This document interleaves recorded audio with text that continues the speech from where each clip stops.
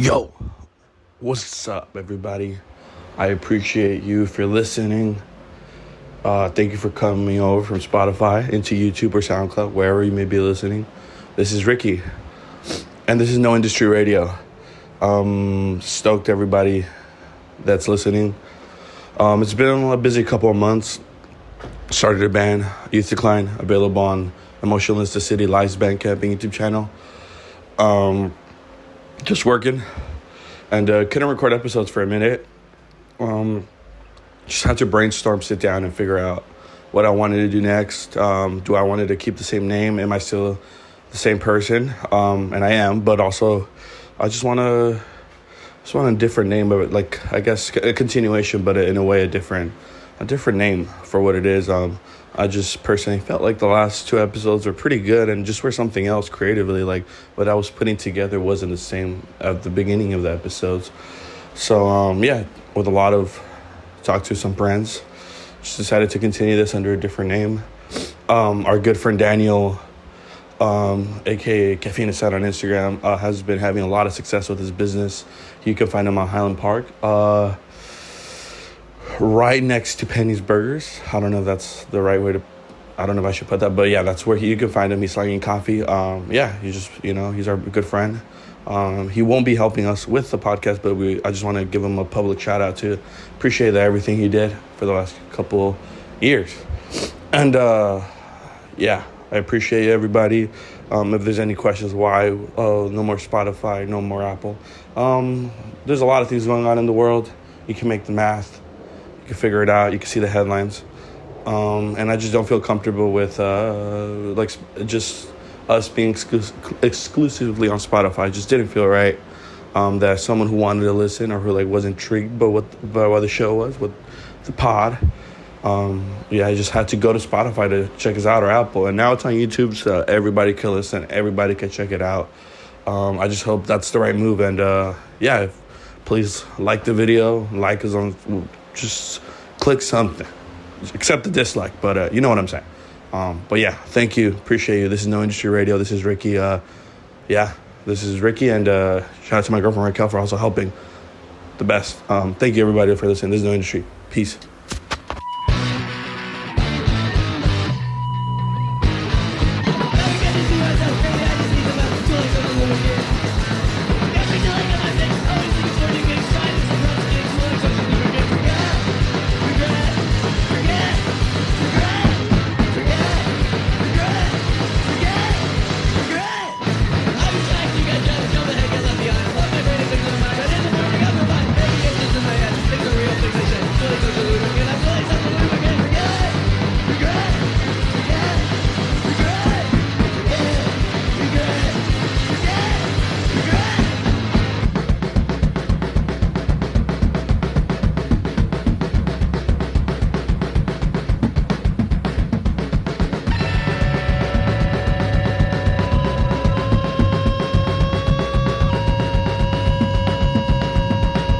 Inspired me to do a zine, or inspired me to plant a tree.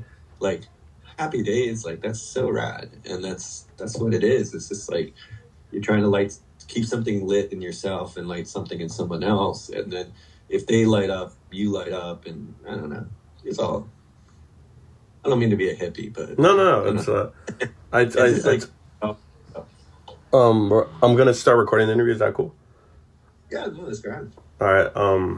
But before I officially start, I've come to the realization where it's like, ultimately, what do I want out of life? Aside from hardcore, aside from, as an artist, as a person, I think I've just come to the conclusion, like, ultimately you want peace. You just want to be able to sit down in your living room, and just know, kind of proud of yourself to the most extent, and just keep creating to keep that peace flowing. And with that being said, I think inspiring people, and what you said, just kind of affirming what I think, which is important to me. No, it's like, dude, you went and saw Rippa shows for the shirt you're wearing, right? Yeah. You go and see them, and you were like you said, you're like, oh, weren't the best gigs, like 30 people, like sponsored by this like corporation, whatever. Not sponsor this one, but other shows are. Yeah. But you know what I mean? Like, and you're just like, but like, you followed them around, you saw them, like, each show is different and unique and special, and like, you're gonna take that back with you, and you're gonna carry it forward with you, those experiences. And you know, it may, like, I'm gonna do it this way because I saw this, or I'm gonna do it completely different because I saw this. And that's what hardcore is. It's that ebb and flow, it's that give and take, it's that call response. Like, you know, like, I think it's all like fucking, it's awesome. It's a community. Like, it's like it's a constant conversation. Constant. Yeah. Sick. Like with yourself, with the audience, with them and you, but you know, it might not be direct conversation, but like, you're having, something's happening, and that's the thing. Like, so when you think about like, why are people interested in hardcore again? Is this, like, you know, we spend, you know, the pandemic is pretty shitty for a lot of people, in so many ways, and we've gotten like smartphones and all that stuff is like really like distanced ourselves from each other. And so I think like hardcore and punk rock, screamo, emo, they're really like, it's people getting in front of other people and giving it their all, and the people seeing it can be inspired to do the same thing, or at least like react, feel something, whether it's like hatred, happiness, or sadness. There's a give and take there, and it's immediate and it's like real. Like, I would put on records with Mike. We were kids in his bedroom, and we put him on, put the needle on the fucking record, and start fucking moshing in his room. Like, like, because you would be so excited. Like, this is the greatest music I've ever heard. This is crazy, you know, and like, that's what it's about. Like, you want to like feel something, and I think that's really what hardcore is. It's like really letting you feel things, you know, yourself, you know, whether you're witness or active, or I don't know. Like, I don't think, like, even like every show I ever saw, like, I felt something, you know, whether I got angry at a band or moved by a band. Like, we got to play with this band Policy of Three, band we like were playing with when we were kids and kind of grew up around with, and I think they're cool, and like, but I heard an old song that I used to be like, I would come home from high school, put it on my, you know, like a record player and listen to it and be like, you know, completely emotional, like, about it. Like, it would have a lot of feelings because it was like, I don't know, I don't want to summarize their song for anyone, but like, just reminded, like, it's about like being bullied, and you're just like, man, really understand it, and like, glad they wrote something about it. Even like, you know, I don't know how many people ever heard the song or whatever. What's the song called? 9 years old. 9 years old. Yeah. Policy of Three. Yeah. Like, it's a great song. Like, I don't know how it's, well, yeah, I don't know. It just really like meant something a lot to me, and it was like they really struck a chord, and like, that's just someone local. Like, they were like a local band. Yeah. Like, I would have thought of them as like, it's not like a band from out of town or anything like that.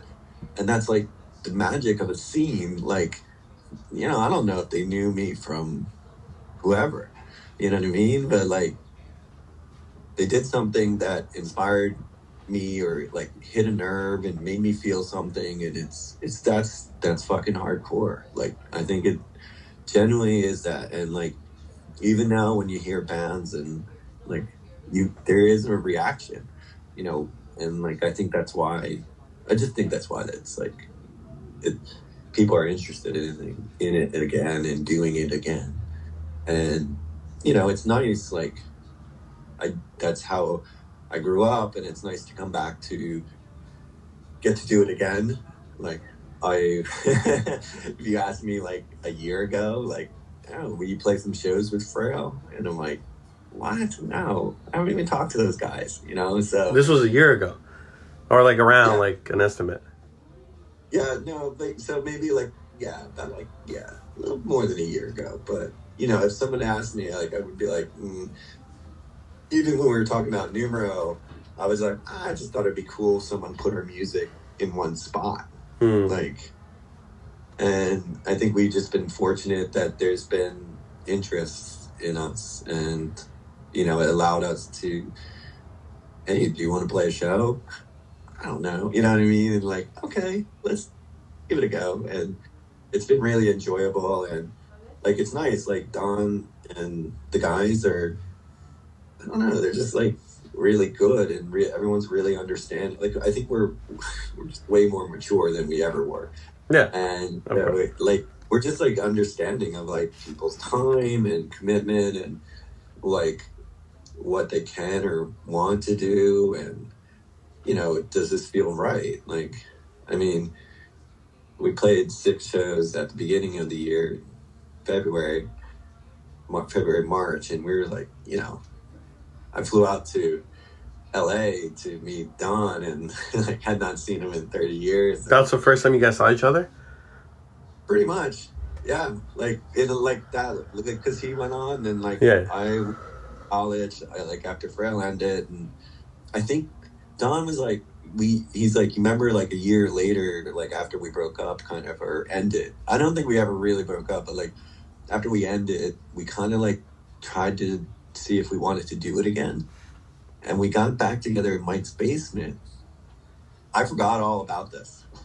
Don reminded us. He's like, yeah, we like played through some songs, and we thought we were talking about like playing again. And he was like, we had one practice, and then we just didn't talk to each other, because, you know, it's just like, I don't know if we, you know, like, I don't know. This is, I don't know if we were ready to come back to it. So, but like, so in February, it's like first time I saw Don in 30 years.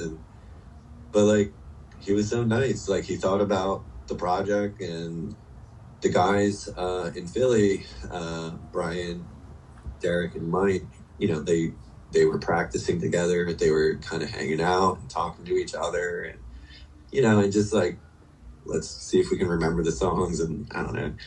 But like, I was over here in Dublin, just like singing in my shed, or screaming in my shed, and like seeing if I could still do it and stuff. And I'm like, yeah, I think so. But like, that whole experience, like, if we all like, if it didn't work out, I don't know if we would have, like, we decided to do it again in May, and we decided to do it again in September. And I think probably if we could do it again before the end of the year, I'm sure we would.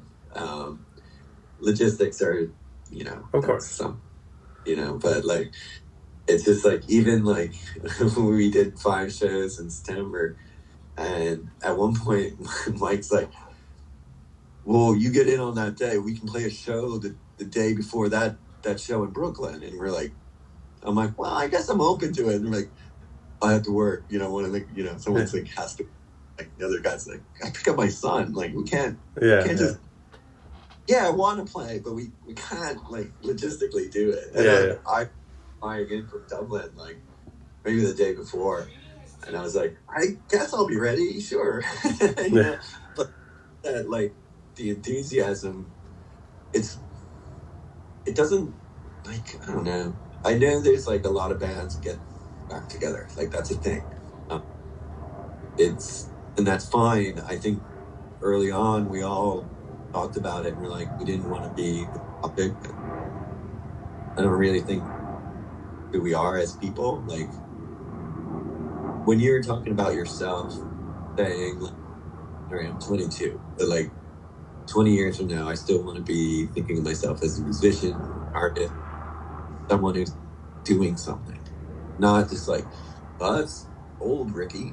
Yeah, New Ricky likes to, I don't know, grout tile or something. There's nothing wrong with yeah. something like inane. Like, I like to watch, I don't know, documentaries on how to make sheet metal. I don't know.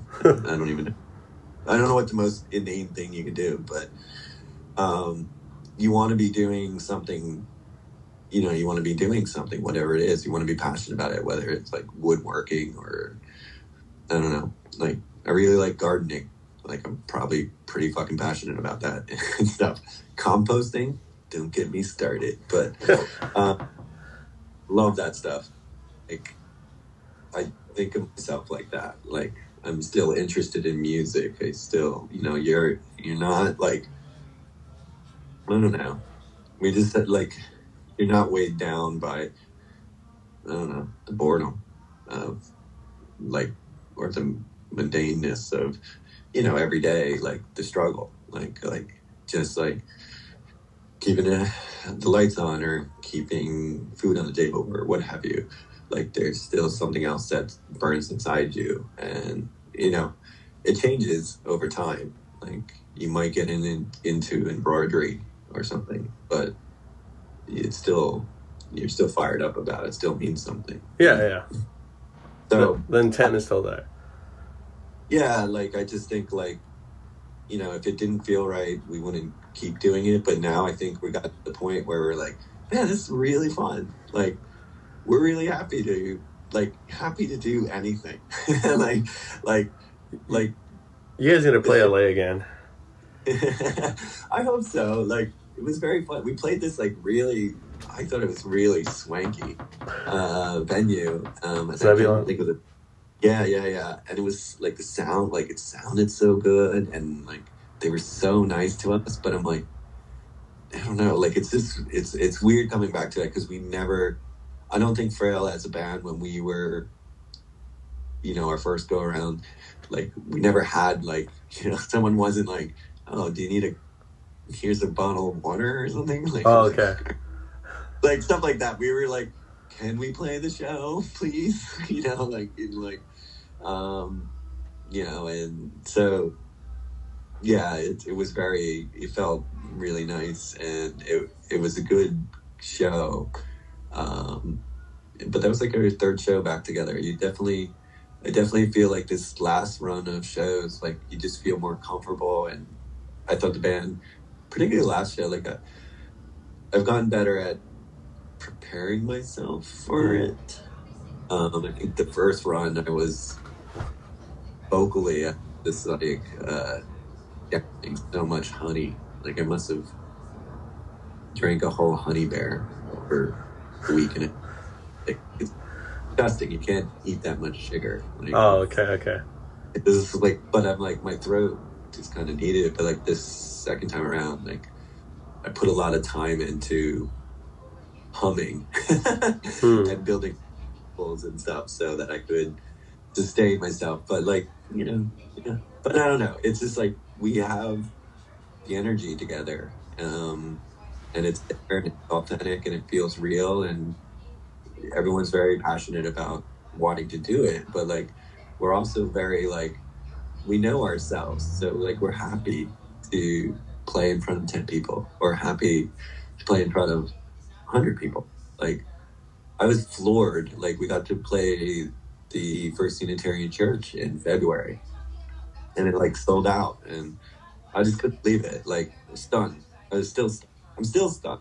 Like, because I think it's brilliant, but like, I loved it. Like, I think it was so much fun. Like, as a hardcore, like, you're like a hardcore kid, like, got to stage, like, it's so awesome. You know what I mean? Like, it's like, it's cool, and I really appreciate it. But like, if 10 people showed up, it would have really been happy too. So that's literally one of the most beautiful things I've heard in a while. It's so beautiful to hear. It's so beautiful to hear that. Like, and I know you're honest about it. I know it's between you and I. Like, there's no reason to like tell that. Yeah.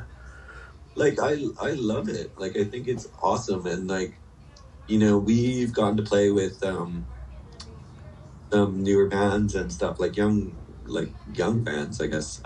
This band Cash Only Tony's and in New York, and Expiration Date and Misery is a Butterfly, young screamo bands, and but like the artistry, the the artistry is so much better than even I think when like there people are so much more tuned in. Like, Yeah. I see that. you know, like it's just like everyone's like I'm like, man, I wish we came up with that. But like it's so good. But like the energy and the you know you can hear it. Like there's I think there's real frustration that people want to like share and get out, and people want to hear it and feel good about it because it like I said earlier, like it's just like it's cool to know someone else is out there like working through it, you know, whatever it is, and you just and people like accept you for who you are, and you can be who you are, and there's like I never like I don't know like I know like when we were a band like we used to get teased because we were like smart edge. Okay. Like, Yeah. they were kids, but we liked like we were interested in politics and we were interested in learning and like talking to people, and like sometimes we would play shows and we just have like these like banters with audiences and stuff like about whatever it was we were kicking off about, and like we loved that, and that was more like I wanted, you know, we have some lyrics like we all live to grow, and like I genuinely believe that. Like it's all I'm here for is to continually to grow, like to change, to you know become who I'm becoming, and then when I get there, I'm gonna become someone else again, or like just continually grow. And you know, I think that's what we try to embody, and I think even with all our performances and even now, I'm like, I still feel the same way. Like,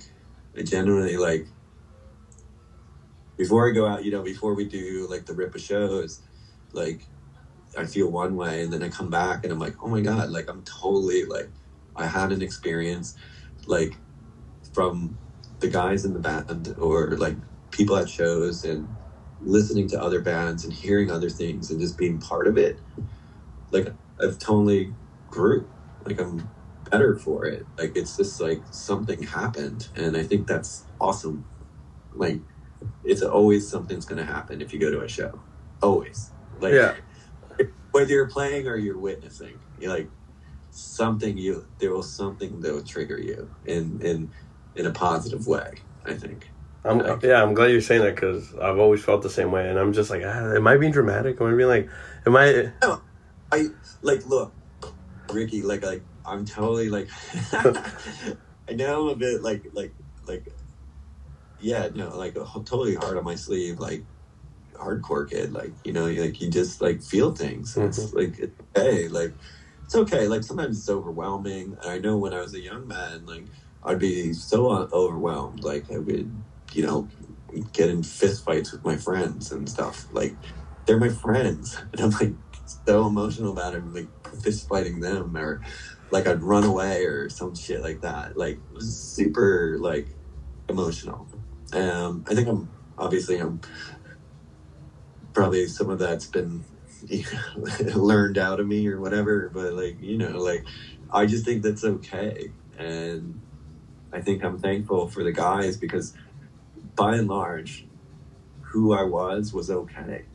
And I think that's a special thing when you have friends or you're part of a scene or a community, and like who you are when you're not at your finest, or you know, there's times when I was like a total asshole to Mike and Don and Brian and Derek, but like they were like, you're being an asshole, stop it. And you're like, I'm not being an asshole, and then yeah. I guess I was being an asshole. You know what I mean? But like you need that like give and take, and they were the same way. Like if I thought, you know what I mean? There was a give and take, and people to grow with. Yeah, and like I think that's the beauty of hardcore and stuff. Like bands grow, like bands like change and like evolve, and like, you know, if you're in a band now, maybe you go and do a different band later because the experiences you had, you know, led you to the next step, and like that's fine. Like I think it's always great. Like I don't know. I think it's just like I don't know. Like yeah. I love everything you're saying. Everything you're saying to me is like, I don't know, like. I don't know. I just like taking it, like, you know, like holding it, you know, like when someone gives you like a shirt or whatever, like you hold it and like you're like, oh my god, this is mine. Everything you're saying, I'm like taking it, you know, like it's a gift, which it is.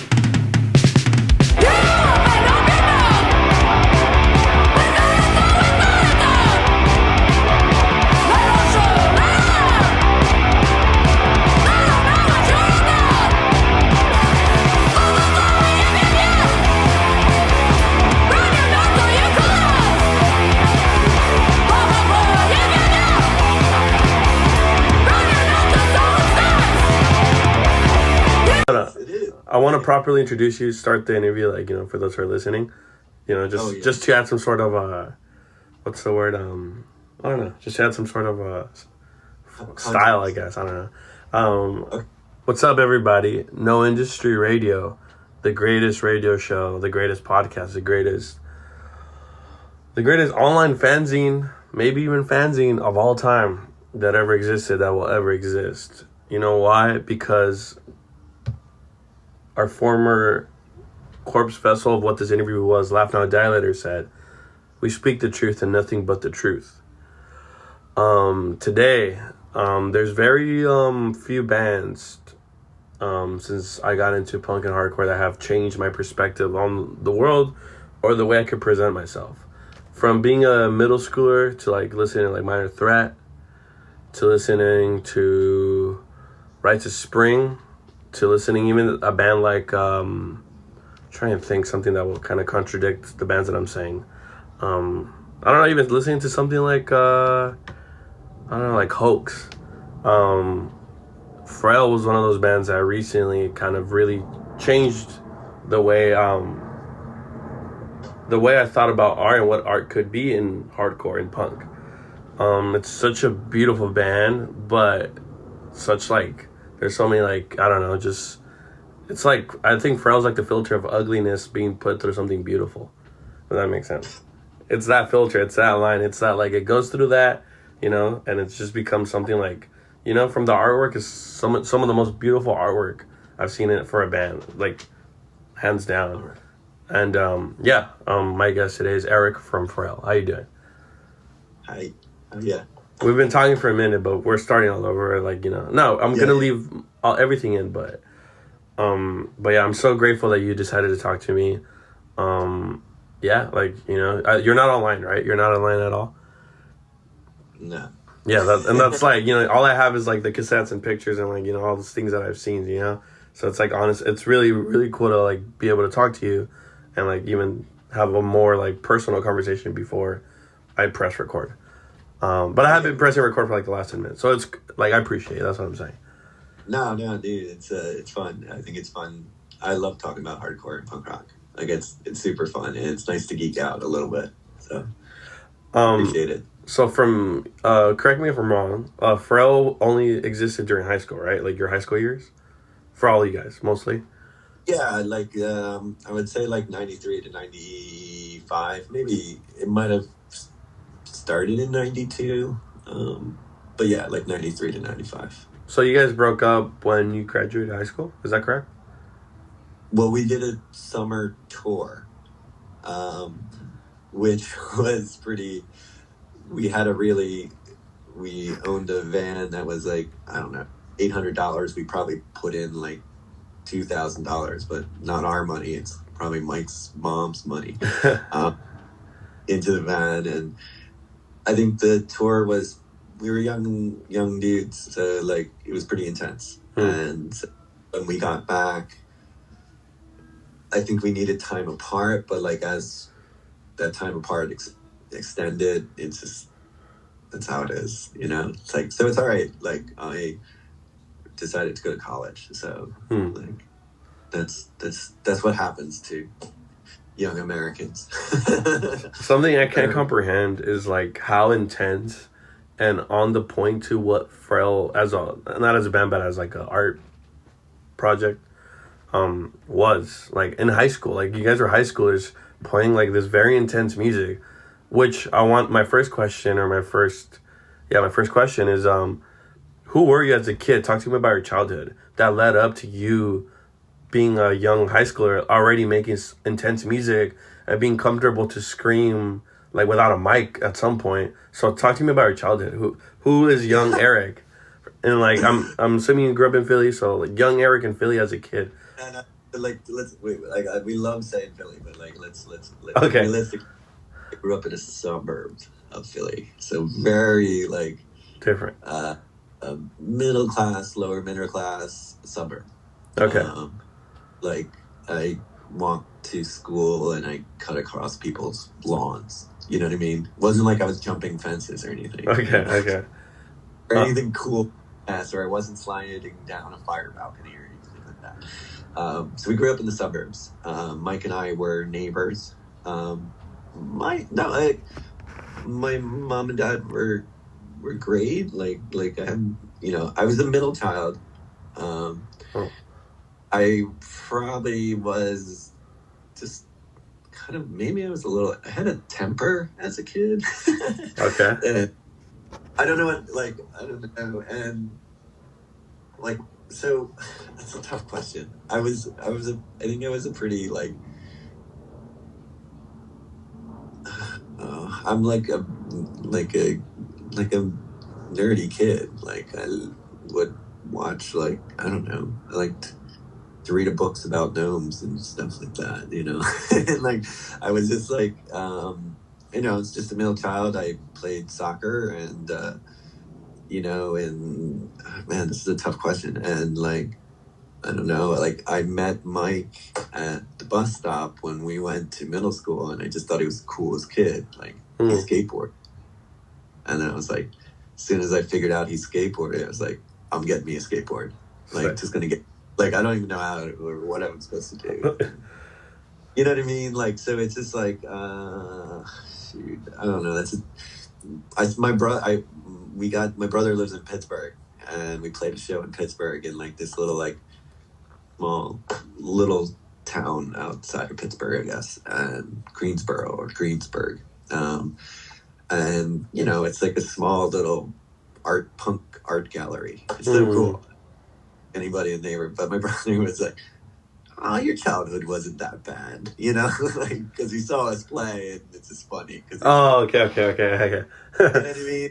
So, like, no, I had a good childhood. My mom and dad are good people, and I have a brother and a sister. Love them both, and I don't know. I know growing up, I just was, as a kid, I was like super bookish, and I did have a temper. And like you get angry or bipolar or in school, like you were getting mad at kids, or what's going on? Or like when I was with my family and stuff, because I always kind of felt like, you know, if I didn't think something was fair, you know, and I'd be like really upset about it. So, you know, and then like I think just, you know, I don't know. Yeah, no, I don't know. I think like as a young boy, like I was just kind of angry, and, you know, finding hardcore and punk rock and hearing, like, you mentioned Minor Threat. I mean, it really spoke to me. Like, I don't know what, you know, wasn't sure what betrayed meant, or betray or something, but I'm like, that's something I'm feeling. But I don't know, like, who betrayed me? No one, you know? I was like, yeah, you know, and just like that energy. And it just really spoke to me.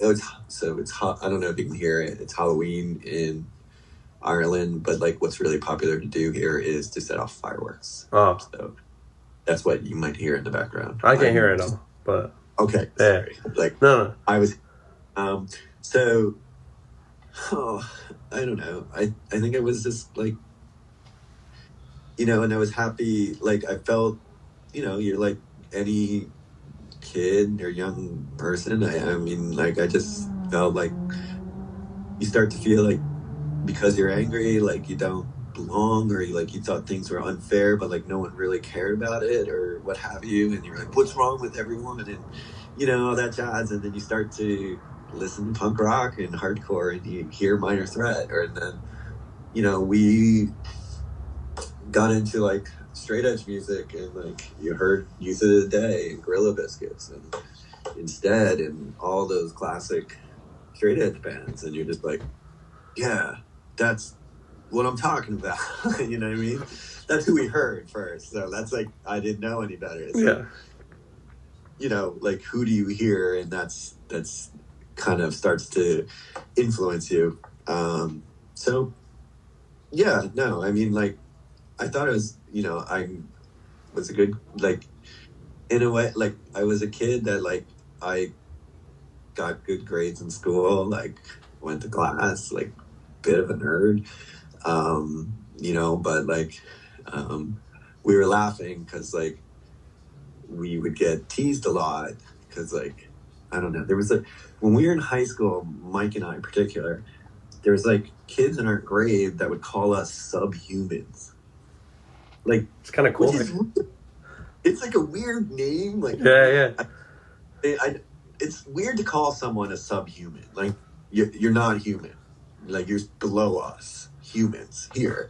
And there's a band, Subhumans, right? Yeah, that's what I'm saying. I'd be kind of compliment. Yeah, like, so it's like hilarious, but like these kids, they like played football or whatever. They must have saw it somewhere, like at some alternative, like Sam Goody or some shit, like somewhere the thing, and then they're like, that's who they are. But it was like, it's like a really weird, fucked up thing to call another kid. Like, you're not even human. You're below that. You're a worm or something. But like, they were so serious about it, and like, but I was like a nerd, and like I was like, I did kind of like, I don't know, like somebody, it's like I was punk rock, like nerd by day, punk rocker by night, or something like that, like kind of shit.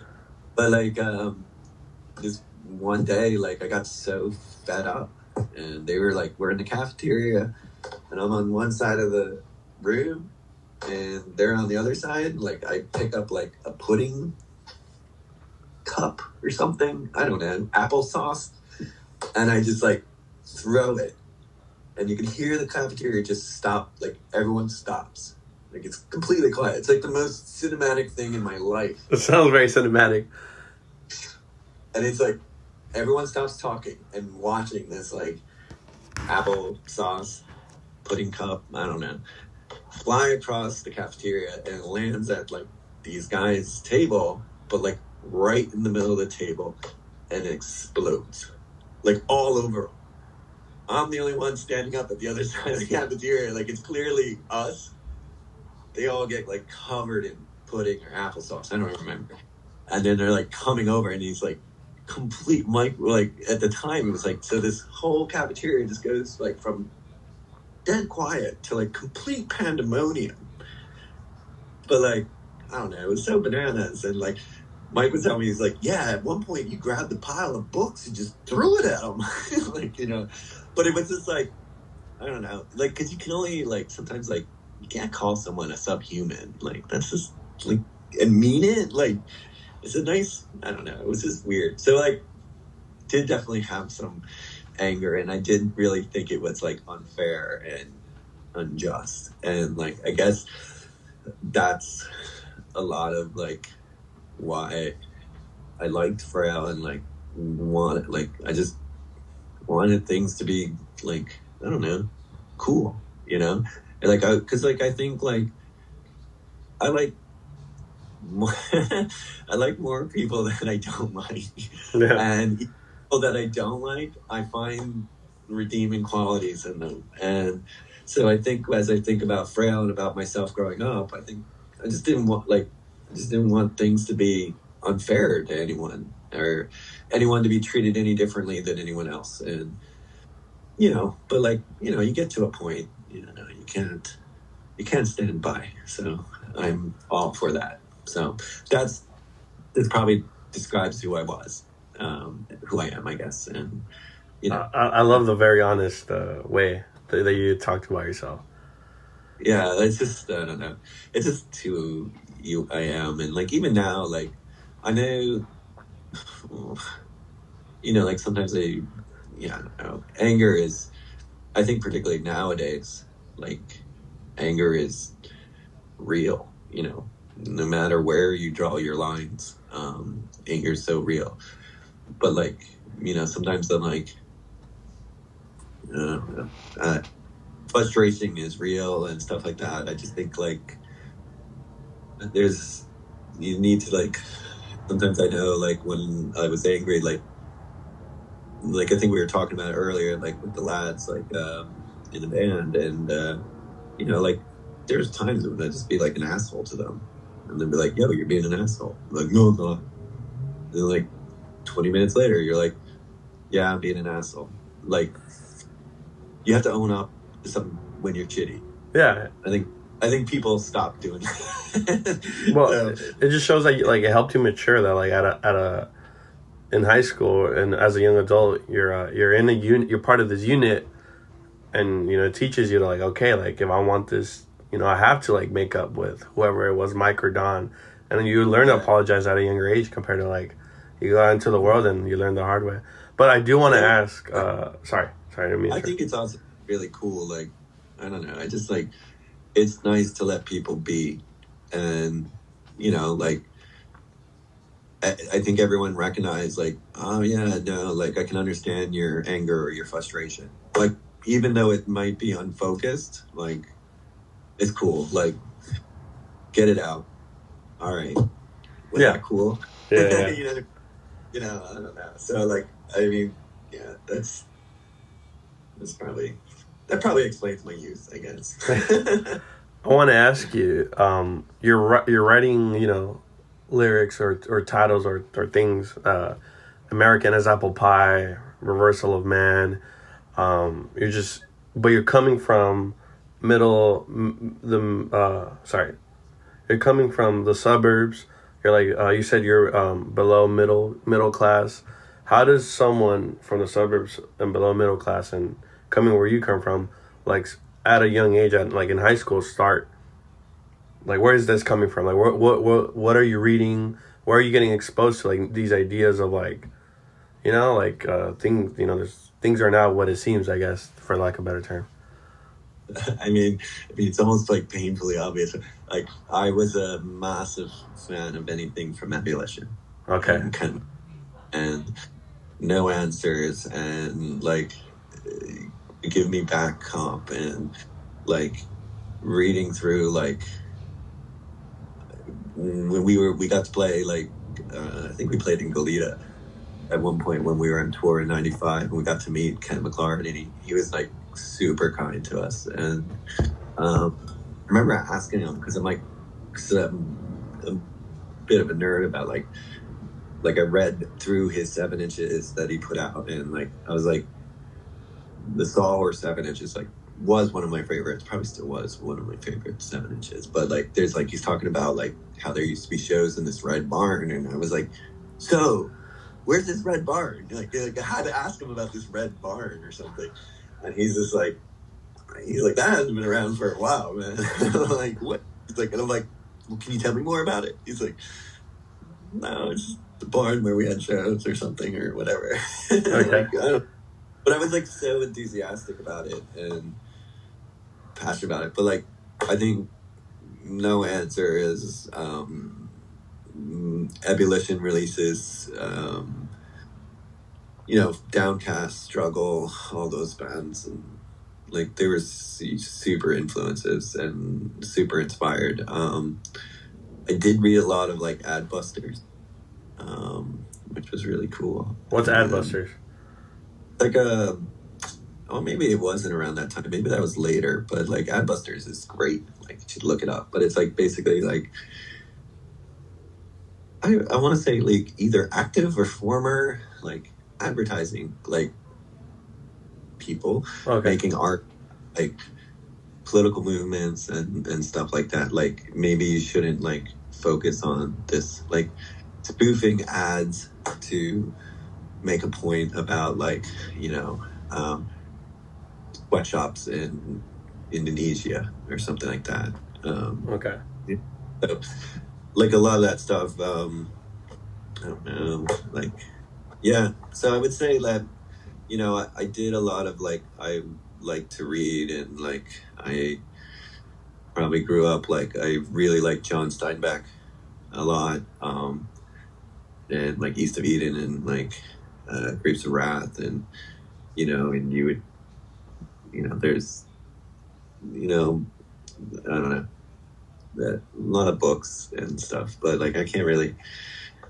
I mean, I love To Kill a Mockingbird, but I don't know influence Frail as much.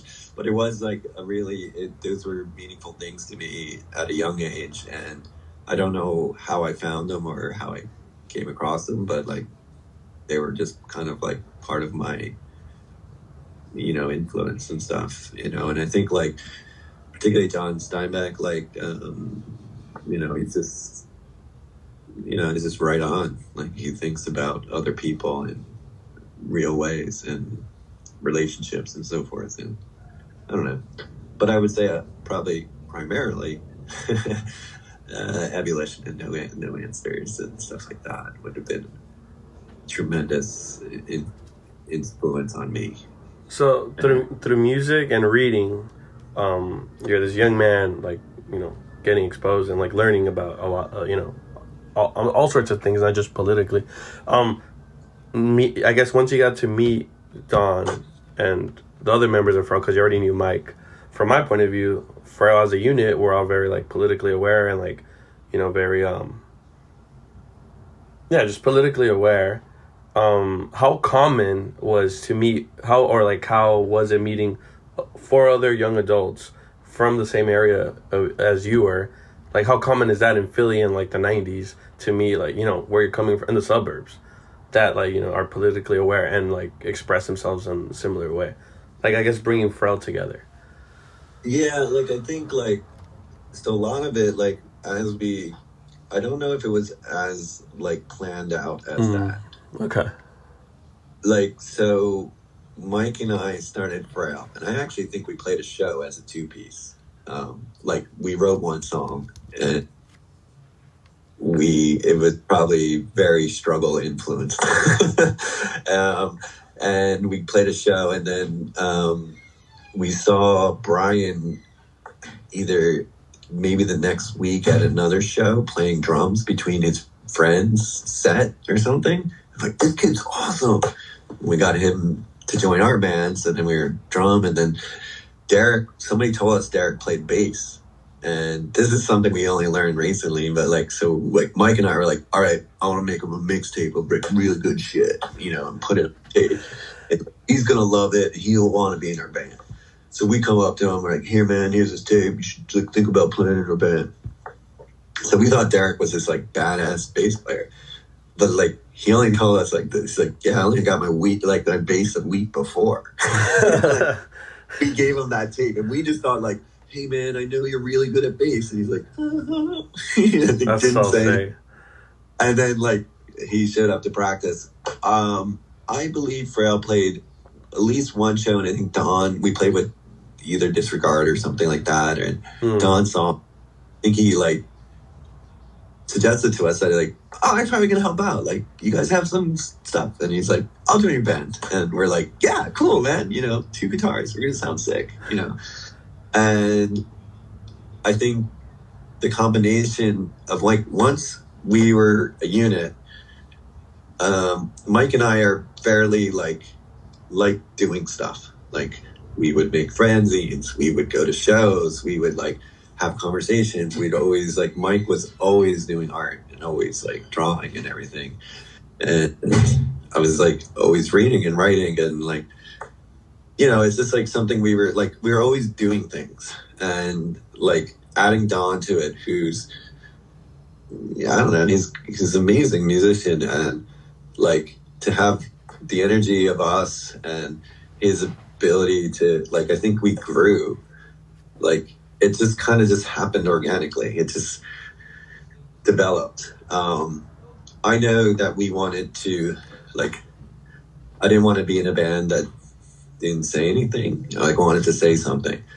And I think at the time we were getting, I would just think we were getting really involved in like animal rights, and you know, we were exposed through like Cabbage Collective and like anarchism and communism and socialism and like everyism, and it just was just like, you're like, wow, there could be a better path and so forth. I got really geeked up on like communes and all that stuff.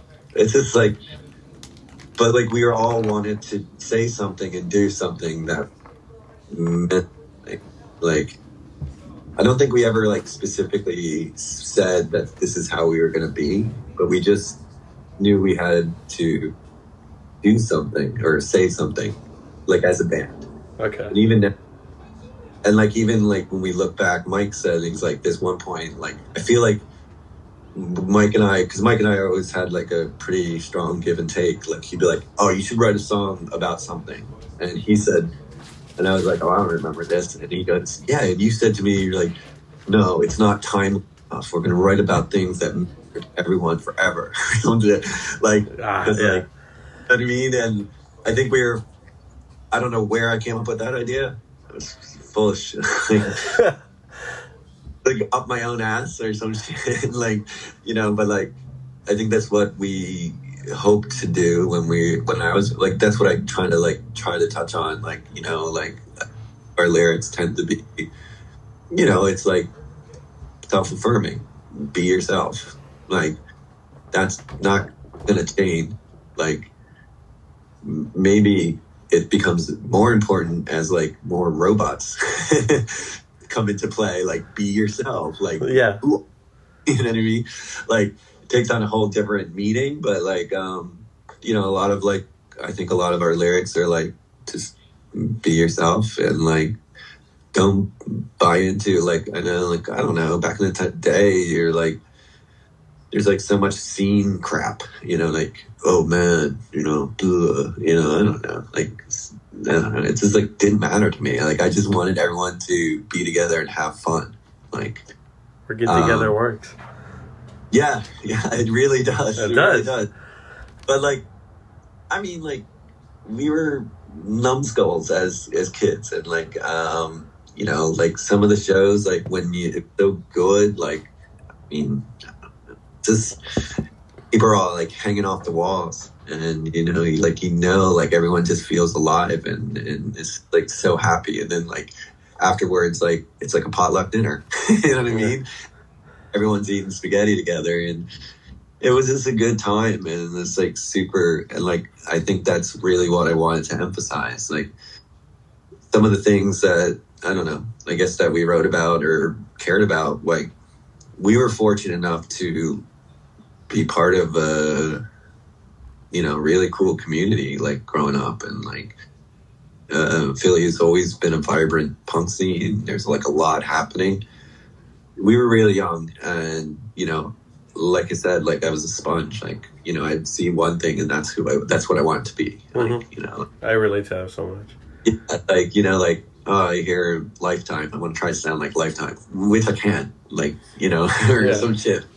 Or like you hear Rorschach, and I can do like a version of it, but it's not Rorschach. Yeah. You know what I mean? Like, you know, and like it's just like those things. Like, it was just a good give and take time, and we were fortunate to be around people. We had friends that lived in Princeton that like introduced us to being like riot girls and feminism and shit. That like, we're a bunch of fucking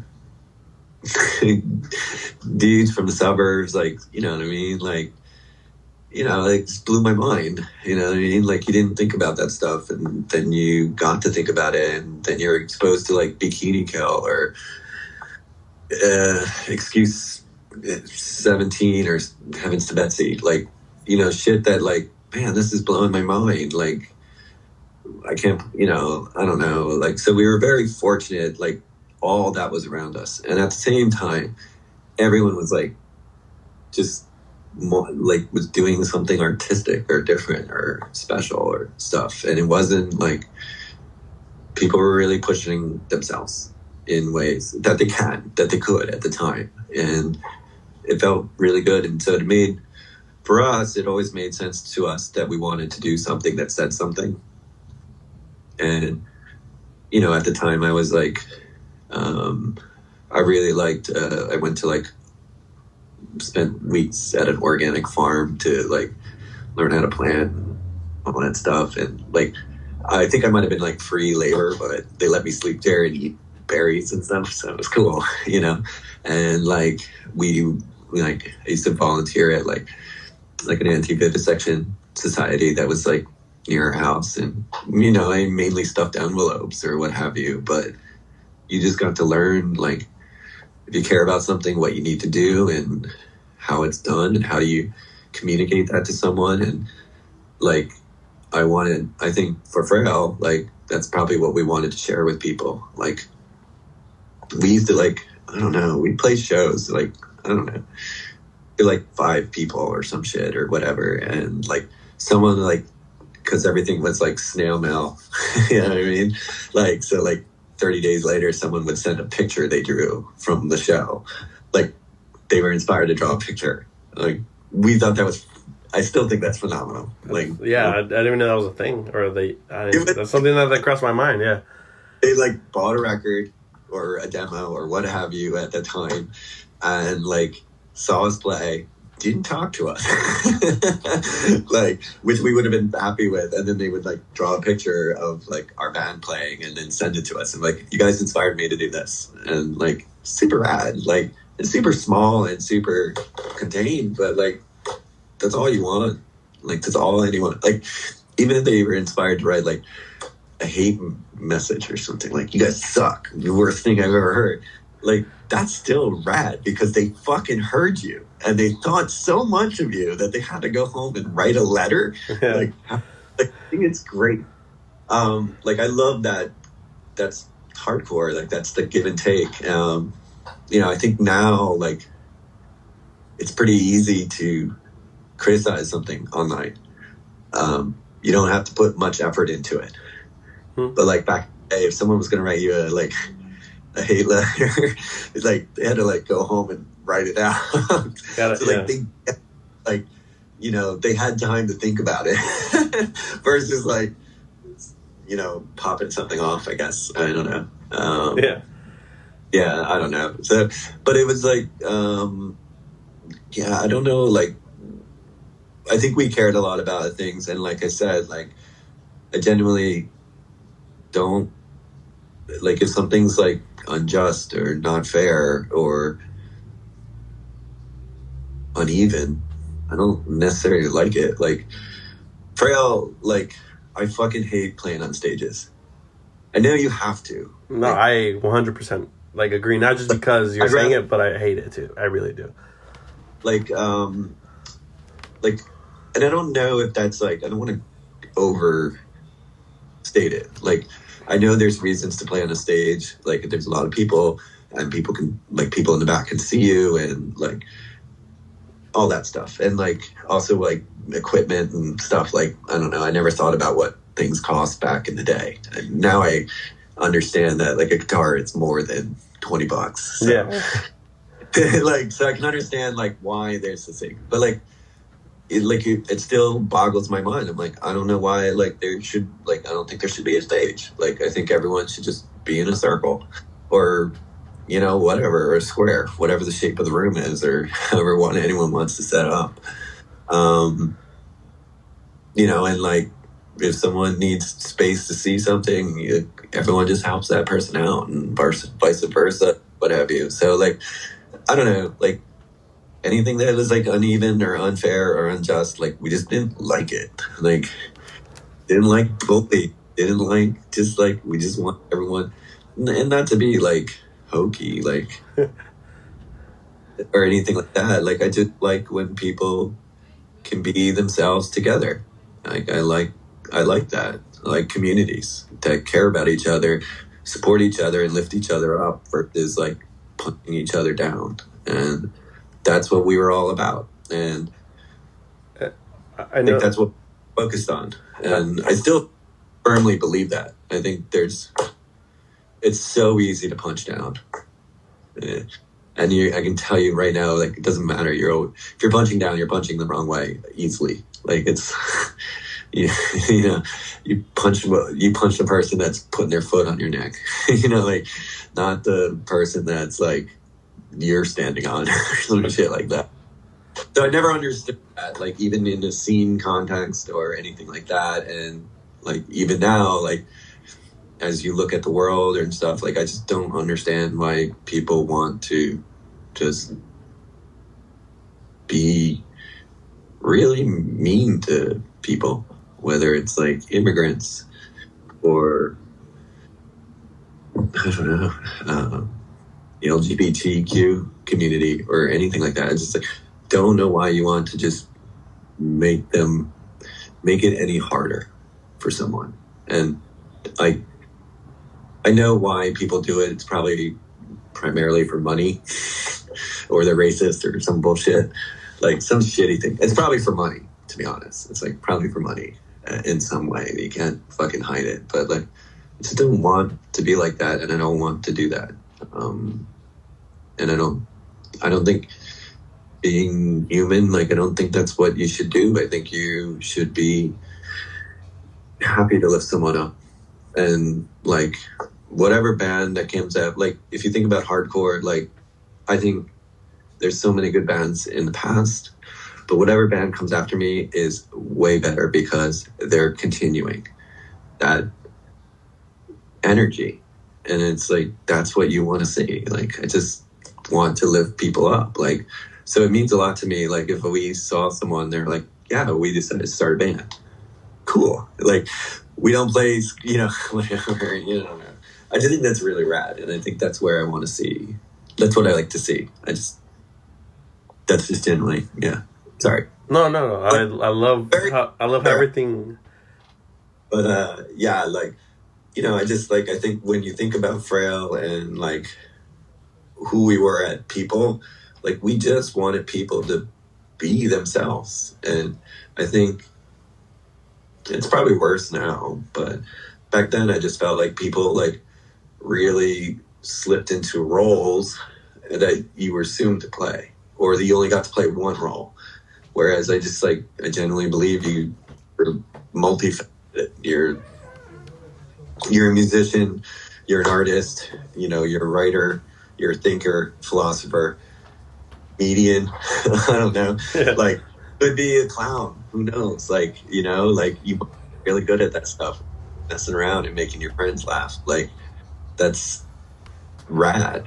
Like, but like you're not, I'm really good at math, so that's all I do. Or really, you know, it's just not limited to this one thing. Like, oh, I'm really good at football, so that's who I am, or whatever.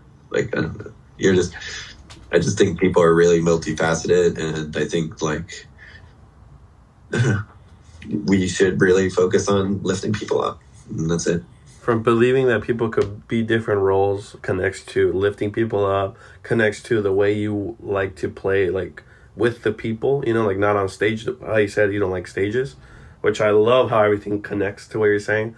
You're out of all the people I've interviewed, you like kind of go into separate things, but they all really connect very well. So like very well spoken. Yeah.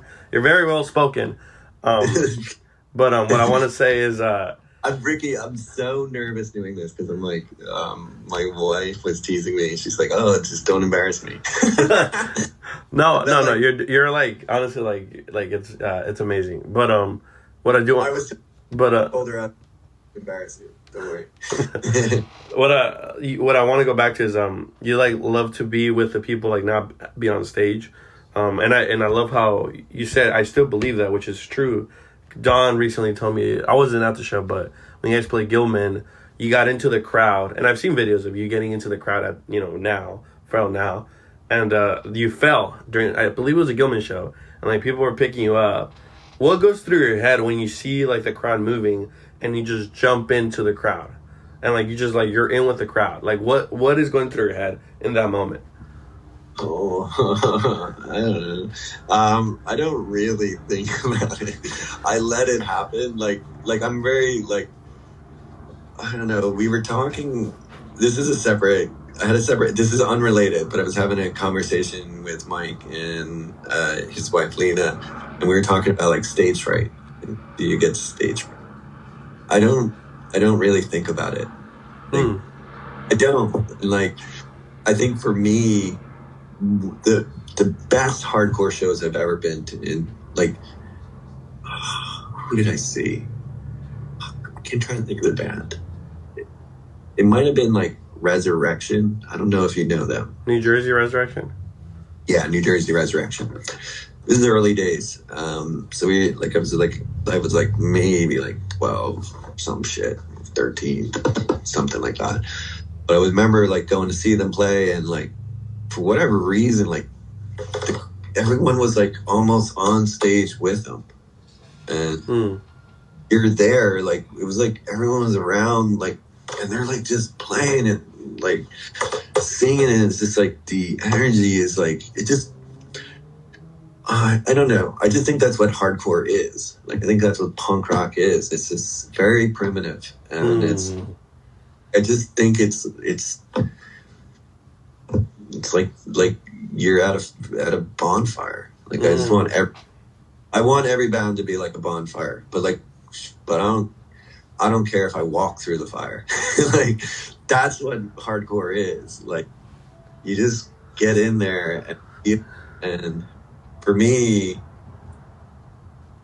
the music that we play and the music that we wrote together and that we continue to like rewrite and and grow, like I don't know, it's fire. It's just I don't know, it is something. It feels nuclear, and so like I feel it. I genuinely feel it, and then like I want other people to feel it, and I know people do, but I also think like I think people don't need to be shy. like I think it's okay to like I just want everyone to feel like what I'm feeling, like the enthusiasm or the anger or the happiness or what have you. But like that Gilman show, I think.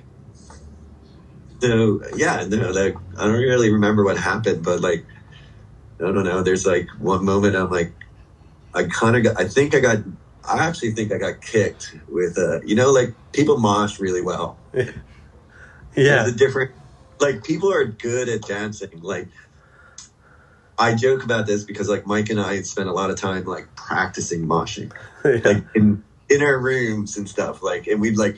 I'd go over and show him like something that I was working on or whatever. And he'd be like, no, that's pretty cool. And he was like, we should practice stage diving. And we'd just like jump on his bed.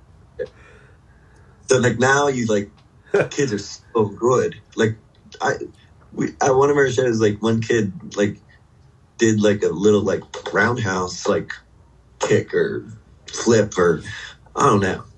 It was fucking rad. Like I was like, that's what I feel. I just can't do it. You know what I mean? And like, I love it. And I think I kind of got clipped with a shoe. Yeah. And I kind of was like a little stunned and I went to my knee, but like everyone was kind enough to just mirror me. And for whatever reason, it felt like it like timed with the song. So it was like kind of a quiet part in the song.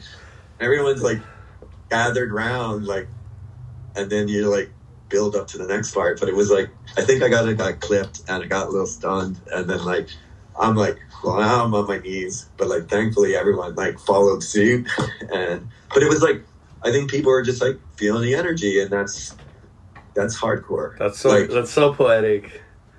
It's so cool. Just love it. And they were feeling what I was feeling.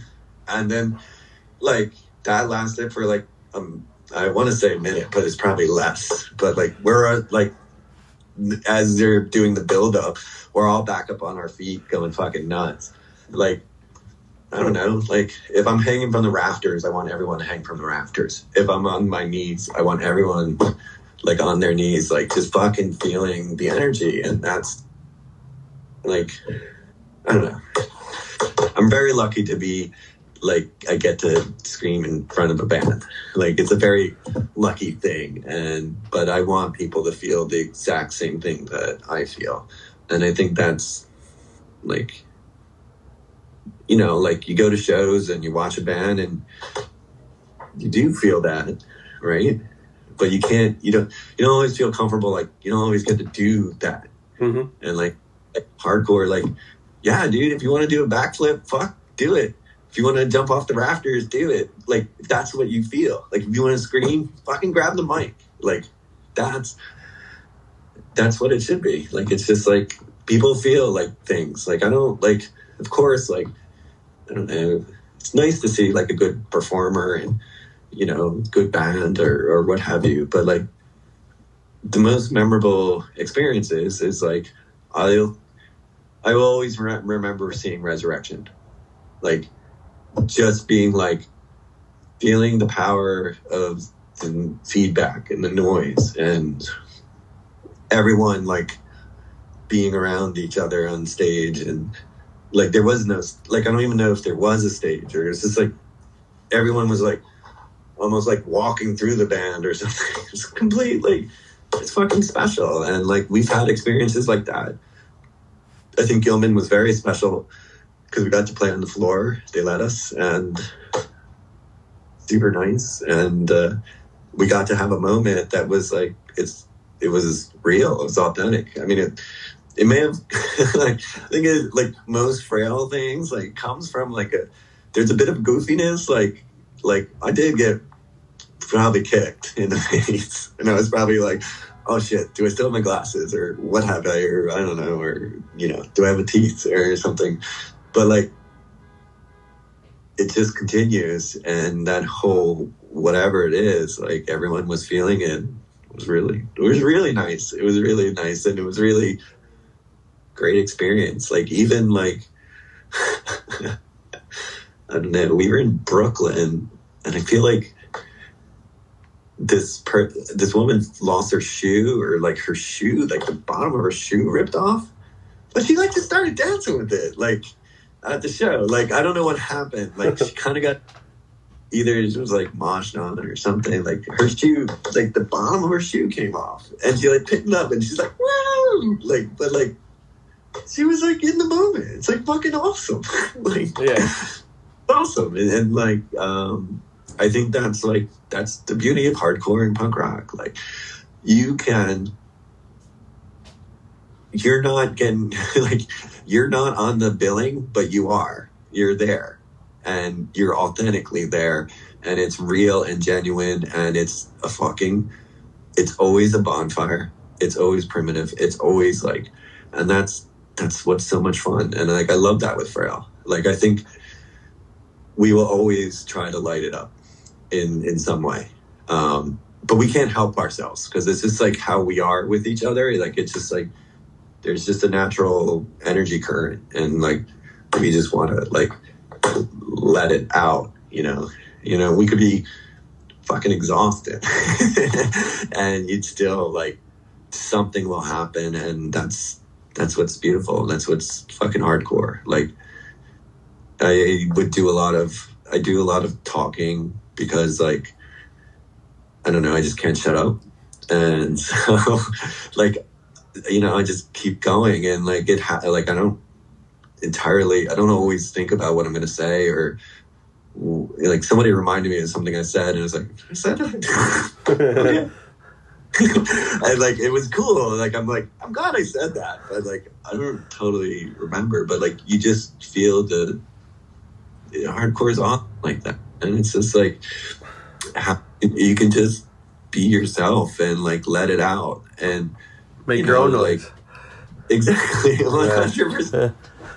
I've always felt that way, and like even when you see bands that are like they have different, maybe a different way of communicating that. Every hardcore band is saying that. It's not new, nothing new. Like Minor Threat did that. They made their own noise. Like fucking, I don't know who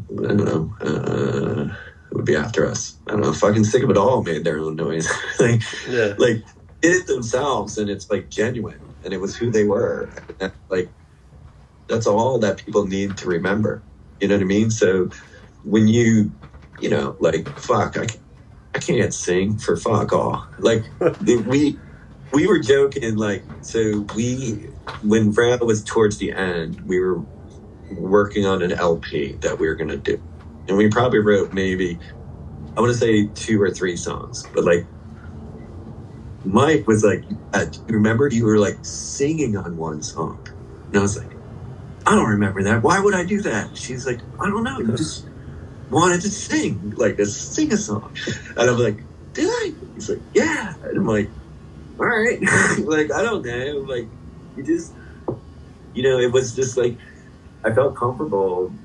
You feel comfortable doing whatever. And that's what makes hardcore. Like, I don't know, man. Like, yeah, that's just how I feel. So no. I love everything you're saying. Is like trust me. I'm hearing very carefully and intentionally. But I do want to ask, since you brought up the end of Frail and the unfinished LP. How you said earlier. Well, unfinished LP is like maybe we started a song or two. Oh, okay. Well, the trail to like that, like the last music that Frail wrote. What do you mean? Because you said this earlier. Frail became too intense. Like, describe to me like the end of Frail, and like how did things get too intense, or what does that mean to you or to in general? Okay. So we're your teenage self, male, female, whatever, whoever, however you want to describe yourself. Your teenage self is so full of hormones. There's so much. Like when I said I had a temper, like I had a temper. Like we were in Montana, and we didn't have any money. We had no food. Like we would. Like I was a terrible shoplifter. Like terrible. Like I can't believe I never went to jail, and the amount of stuff that I stole. But we were in Montana, and we were like hungry, and we had like the money to get food or something, and we're in a grocery store. We're gonna get something to eat or something, and like you're in a band, like you're fucking around and stuff. So like they, I don't know, like somebody flips me into like the frozen meat. Like, the thing, like the case, like where you have shit. Yeah. And we're like kind of fucking around with each other because we've been fucking around with each other all tour. Like they flip you in. They flip me in, like, and I'm like in there, but I am not good. Like I'm not. Like, I just was like, I got so angry. Like, you're like, we haven't eaten. I'm starving. And then you flip me into the frozen ham, whatever, bin. I don't know. So I'm like stunned because I'm in this fucking bin. And I'm like, like bumped upside down. I get out and I am swinging at the guys. Like, just swinging because I'm like so mad. And like this was like, it sounds ridiculous, but it was like pretty par for the course. Like I was very not volatile. I don't want to say that. That's a little like that's exaggerating, but it did have like a little temper there. And I would just like when you're with the guys in the band because you spend so much intense time. You're like fucking family. So like you can't help yourself. You're like, I'm gonna kill you. Like. Freak out, and they're like, "Well, why are you swinging?" And I'm like, then I'm embarrassed because they point that out to me, and I'm like, "Ah!" I run away. Where? In Montana. I don't know. Just start running. And like, I just like walking around wherever we were in Montana. We had our friend Adam with us. He was like our roadie. So he was also as hungry and this stuff. So I think this is one of the nights we had enough money to get a motel room. We all stayed in it. Adam got sick that day. Like, so we had this whole thing where like, it's like an off day. And we're like taking it chill kind of thing. Going to the supermarket, like gonna get like, I guess like spaghetti to make in our hotel or not hotel, like motel. Yeah. Shitty. But like we have this whole incident where they get fripped into like the frozen ham section and I freak out and like start looking at them. And they're like, yo, why are you sweet? And I'm like all embarrassed. So I'm like, I run away because what the fuck else am I supposed to do? I don't know how to talk about it. Like, I was just upset because you put me in the frozen thing. You know what I mean? Like, I couldn't talk about it because I was just so angry at these guys. And we had just played like so many shows that summer. And getting to that point was just like, it was really hard. Like, it was a lot of struggle because we didn't know how to tour. We didn't know how to spend day upon day upon day with each other. You know, like, did you shower? We can't shower, you know, like, and like, you know, you run out of clothes and I don't know. It was intense. So like, but like we're in Montana, I run off. I don't know for how long. And I don't even know what I was doing because I was so mad. So I'm just like seething mad, but like, where am I? What am I going to do? Like nothing. And I'm just standing there like, and I end up like sitting by some tree, like on some road or some shit or whatever I'm doing. And then the guys pull up and they're like, Eric, I'm like, what? You know, because I'm still mad at them, you know, like sitting under a tree, like on the side of the road. And they're like, Adam's sick, get in the van. And I'm like, fine. You know, and like, I don't know, like Adam was really sick and he had to go to the hospital and like something with his intestine. Oh. So I'm like, and like his parents had to come out and get him and shit. Like it was like he was genuinely sick. It wasn't okay. Bullshit, you know. But like it was the one day that I lost it. I ran off. I'm like, I don't need to be in Frail anymore. I don't need anyone. I'm just gonna live in Montana, or I don't know what I was. And it was just ridiculous. But that like we particularly like as you tour and stuff and like it became intense. Like for me, that intensity continued all the way through that tour from that point on. Like we were just at each other and you just didn't know. Where'd you go? I don't know. It's hard. Like sometimes you don't know how to care for each other. I think people are better about it now. And like I have nieces and nephews, like sometimes like there's empathy, like, and like, I'm like, man, if I was like that when I was like 12, like, we'd still be together. We'd be like you. No, just kidding. Some bullshit like that. But like, no, it's just like, we just didn't know how to handle that stuff as much as we maybe would have said like, oh, be cool kind of thing, like as a band, like, but like internally it's hard. And like, we were all growing and changing. I think the big questions we always struggled with as a band was like, we were a straight edge, like we started out as a straight edge band. We are a straight edge band, and that's how we, you know, but like, you know, we were like, I don't want to be defined as a straight edge band. And, you know, like, you know, if, you know, I forget what I'm not trying to think of, it was like asked of us. I remember like we were having like these like philosophical questions, like I guess like, you know, and when you're like 17, like if all you know is being straight edge and then like someone says like it's not that important or it's not how you if you're way more than that or you're something else altogether, it blows your mind. And like I think there was some intensity around that. And, you know, it was like less important to, you know, particularly even probably before that trip, where like it was less important to draw X's on our hands or some shit.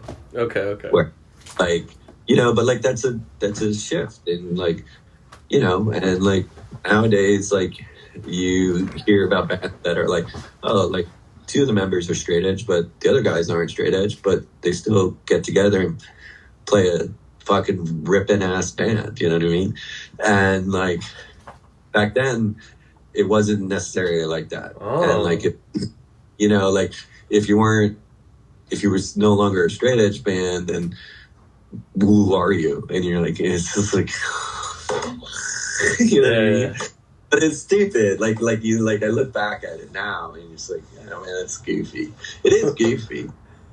That was important and it was okay. But I think because it like, I don't know. I think we were open to that and we were changing and evolving. And I think when Frail, like we ended after that tour. And now, as much as I think, you know, if I was smart enough or like able to take, not like if I was emotionally mature enough at the time, I think we were like, all right, let's take a break and then come back together and be like, yo, my bad, you know, and everything's cool, and we would have continued. But I don't think we weren't there at that point.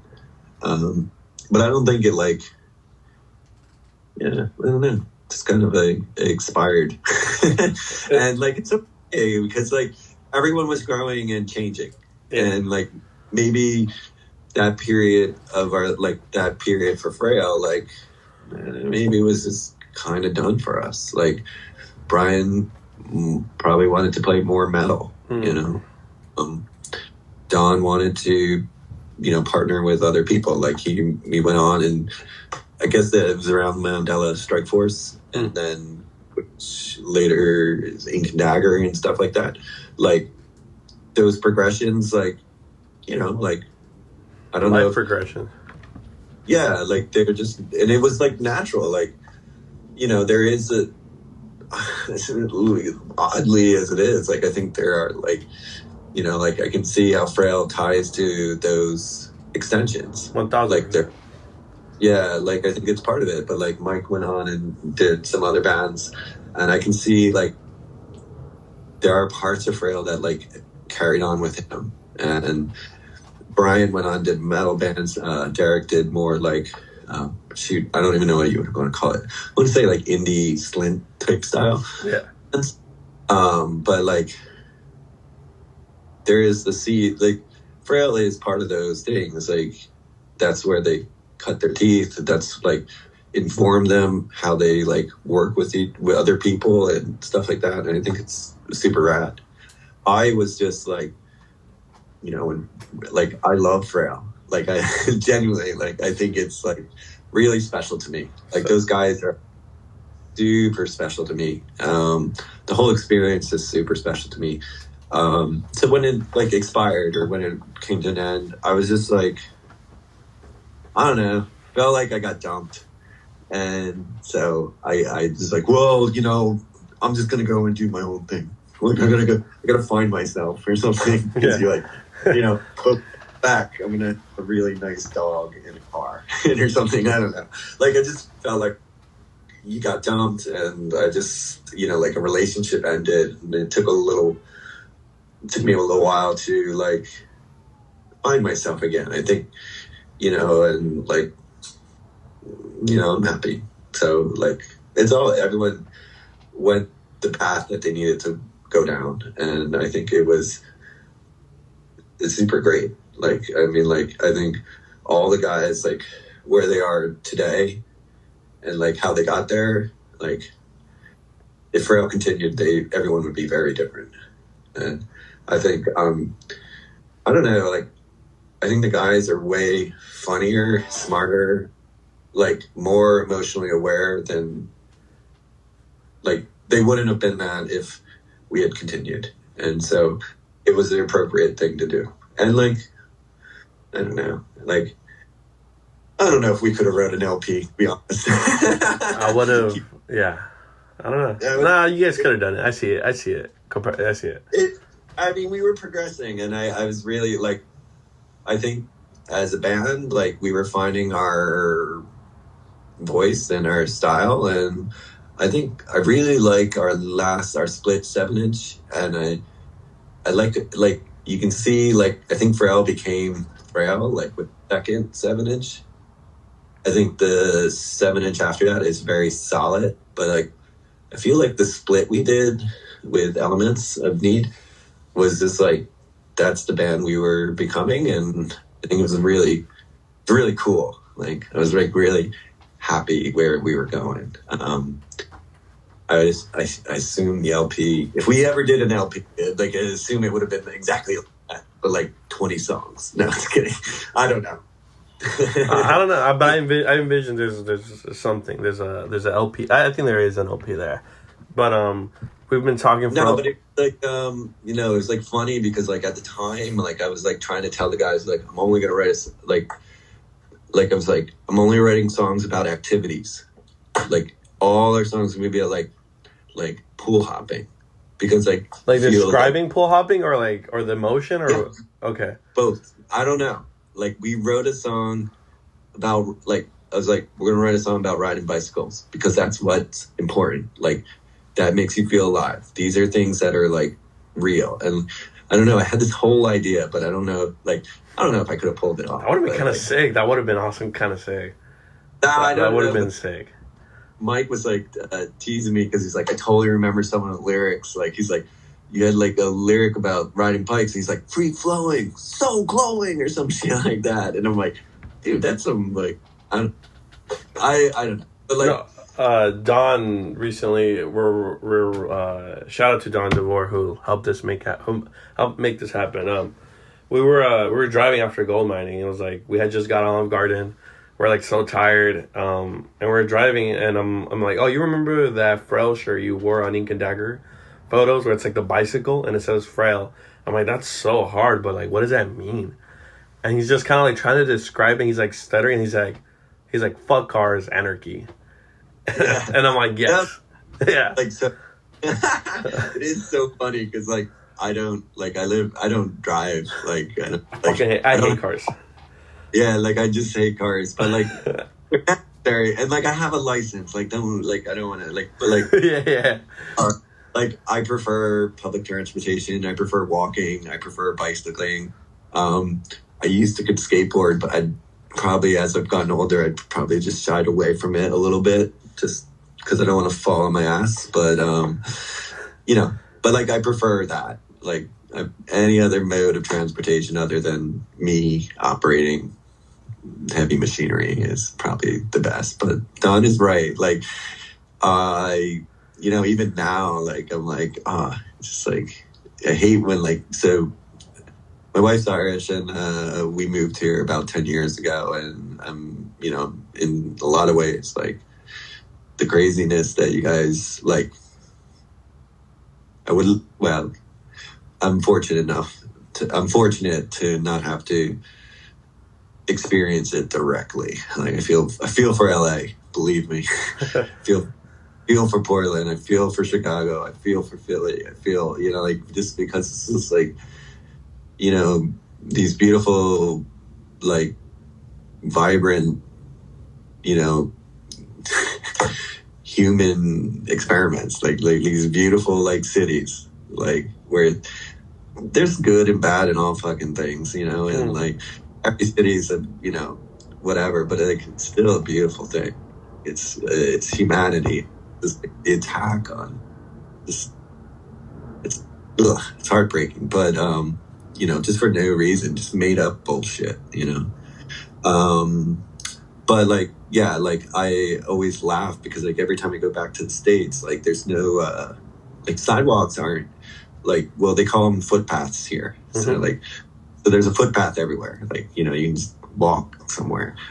In the States, you like can't, there's sometimes like sidewalks end and you're just like, wait, why? Okay.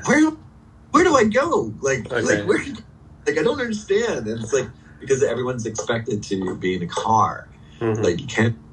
Like I don't know. Like sometimes if you stay in a shitty hotel and you're like, I want to walk over here to, you know, whatever, this park, and you're like you can't get there because you're like you need a car because you can't cross the highway or some shit like that. Yeah.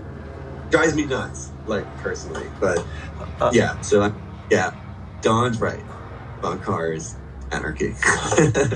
I echo that 100%. But like, I think this Mike remembers the lyrics, and it's like something like free flowing, soul glowing, and it's all about bikes. And then I know I had other ideas of songs that I wanted to do. Like, I don't even know where I was going with it, but like, I think what I was finding, like, you know, so back in the day, you would go and play a show and you'd meet people, and like when we were touring and stuff or playing shows, like you spend a lot of time together in the van. So like as soon as the van door opens up, everyone scatters. Like Brian's off somewhere looking at records, or, you know, Derek's off like, I gotta get a, I don't know, bottle of water or whatever. You know, Mike's doing his shit, Don's doing his shit, like, cause he knows someone or some shit.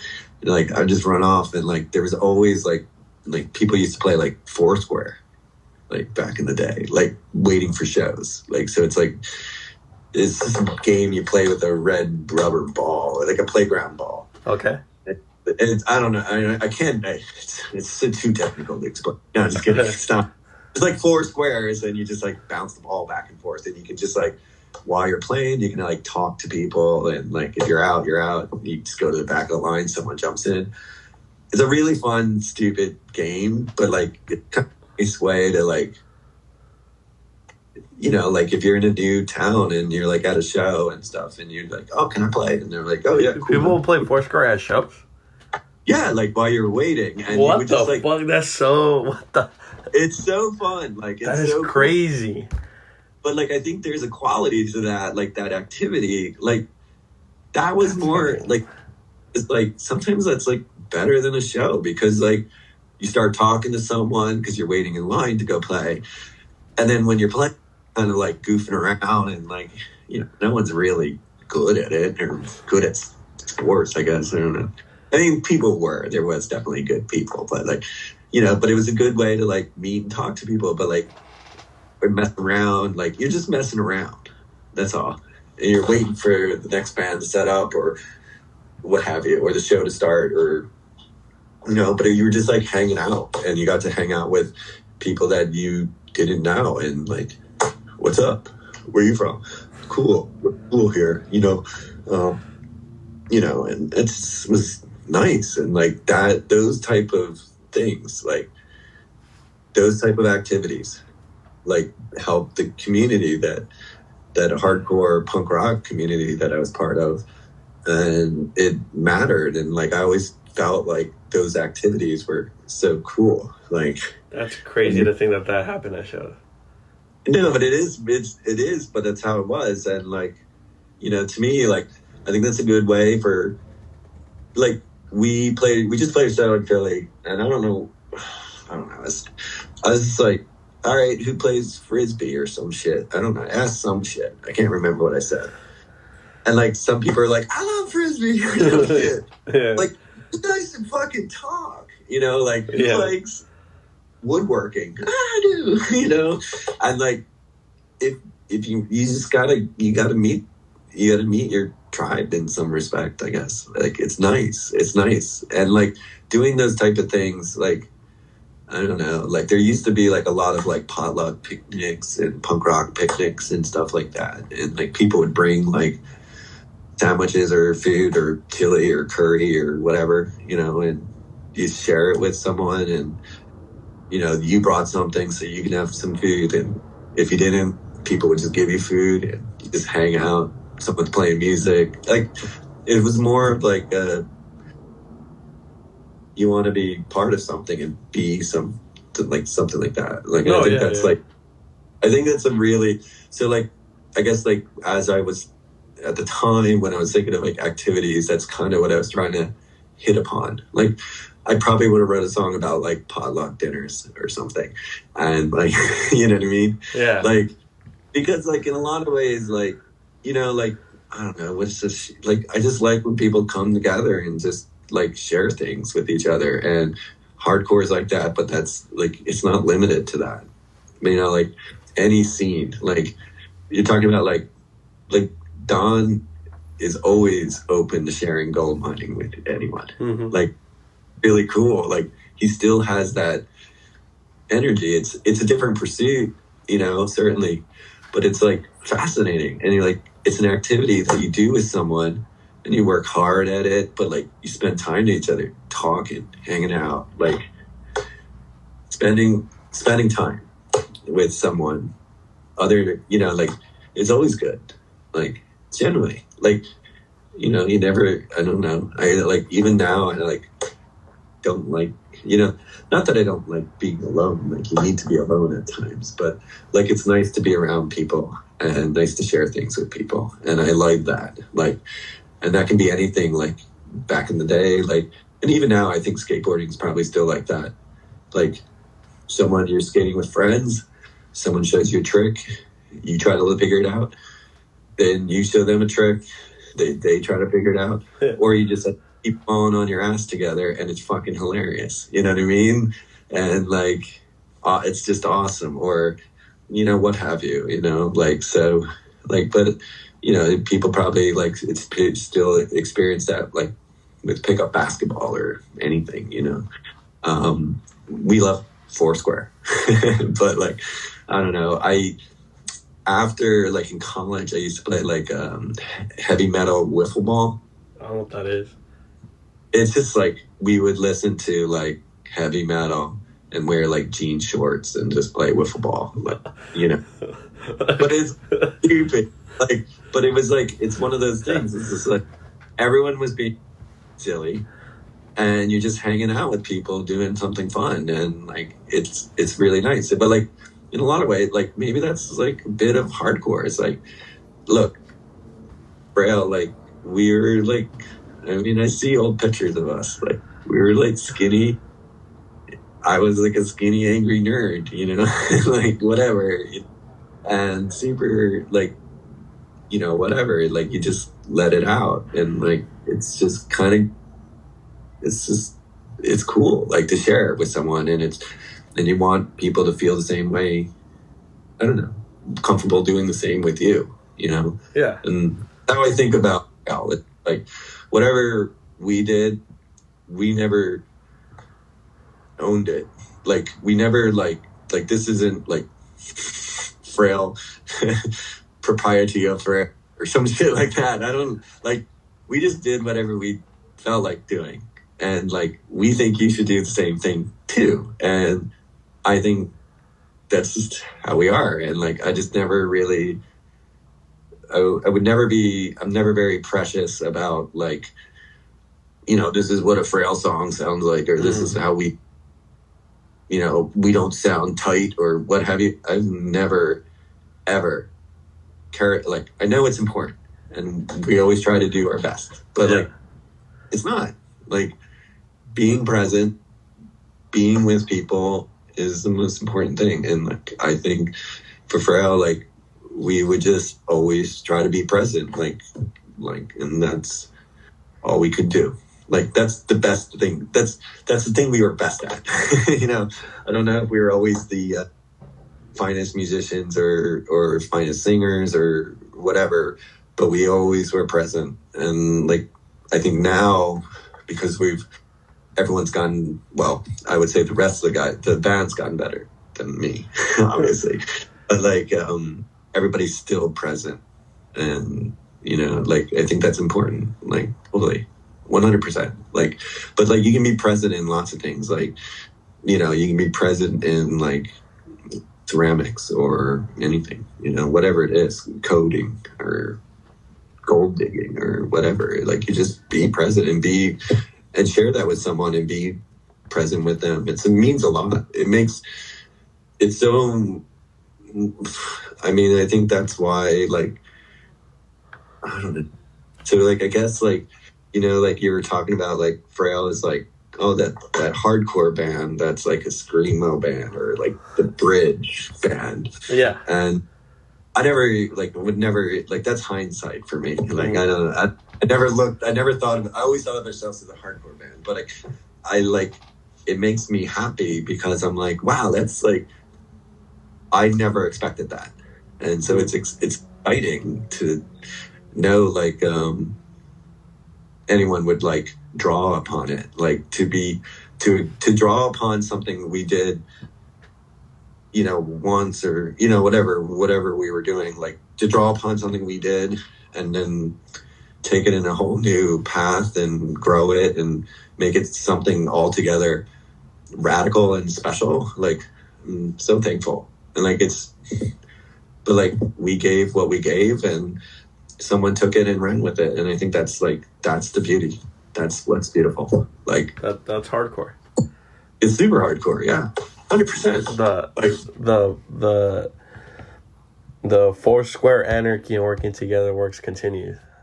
Yeah, exactly. Like, it's like, that's how, like, I don't know. I guess that's how I think of it. Like, Four square and anarchy. That's going to be my new take out of like this interview.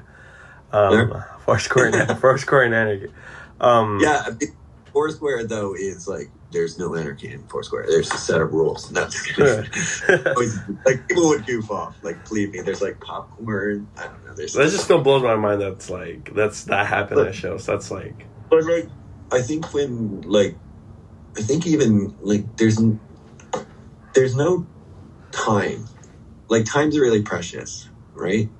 Like, think about the time you have to like just hang with your friend and just like, hey, why don't we read books today or something? You don't have that time. Like, you know, whether you're old or young, like, time has just been so squeezed out of like I think I was fortunate, like, there was time, like, I had time to spend with people, and I was fortunate to spend with people that were fun and creative and like to do things, and I like to do things. So that's what it was, and that's what it is, and I think it's super, like, I think that's what makes hardcore special. It's like, hardcore is about doing things.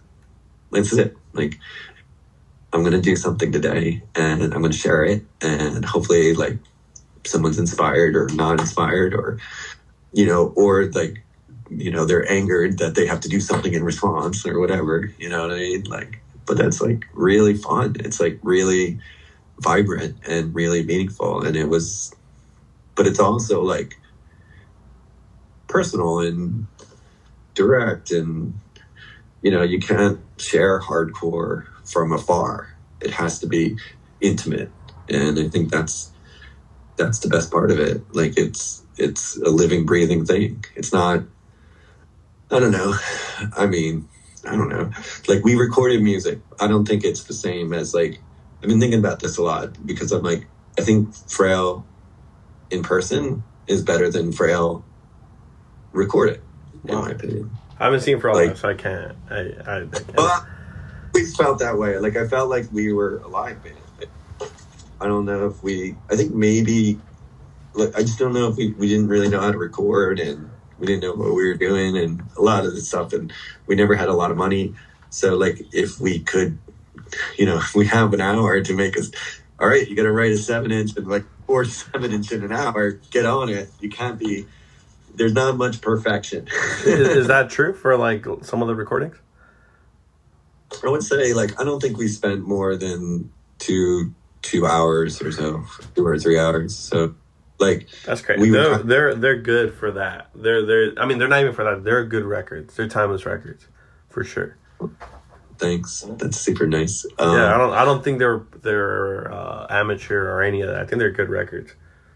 I think we like, because most of the stuff is like you're recording live, and so like before we would record, we were very like careful, like we'd practice a lot and get the song down, but then we would, like, as soon as we got it down, we like continued to practice to the point where you're like, oh my god, I hate this song. Okay. But like, you got to the point where you could walk in, so like if you only had, like, once they pressed record, you wanted to be able to do that thing that you wanted to do on cue, and so we're fortunate enough to do that. But like, I don't think we spent more, like, I can't imagine spending more than 2 hours doing it, you know, like, I don't remember. I mean, hopefully I'm... No, that's inspiring. I mean, I hope people who hear this, it's like, you could write a timeless 7-inch in less than... You could record a timeless 7-inch in less than 2 hours. I mean, I think probably bands that have been less than that, but I'm sure, like, like Minutemen, man. Like, yeah. LPs in like 5 seconds. You know what I mean? Like, but I mean, you can start small. You could record a good 7-inch in 2 hours. You could, yeah, if you record live. yeah. If you record live, yeah, of course. We've been talking for almost, I think, definitely 2 hours. My last question is the following. From writing, like you mentioned earlier, I believe Mike said, like from intention of writing timeless lyrics to touring as a young man in high school to going to college to, we didn't talk about it, but I did. John did mention that you did theater, and to literally moving to another place in the world, another country. Like I don't even know how far Ireland is. I don't. 18-hour flight to LA. Okay, from moving from living in another place, another country. At one point in your life, did you realize I can do whatever I want? Because you essentially are doing what you want. Oh shit! I don't know. Like, I think. Oh shit! That's a really tough question. Sorry. I want to say. Oh my gosh! I want to say like.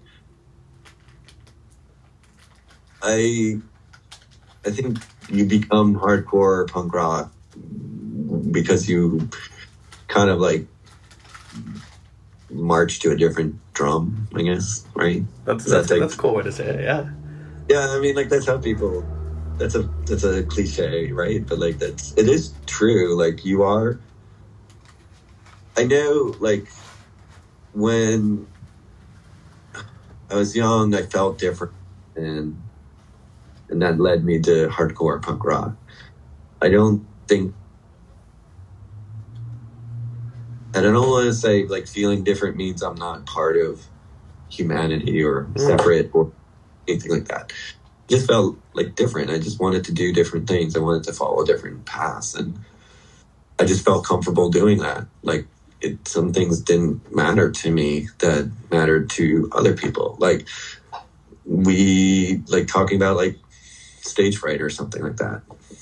You know, people, that's a genuine feeling. Like, people really get nervous in front of people. Like, they don't want to do a presentation, or, you know, you don't want to share a book report or do a presentation at work or whatever.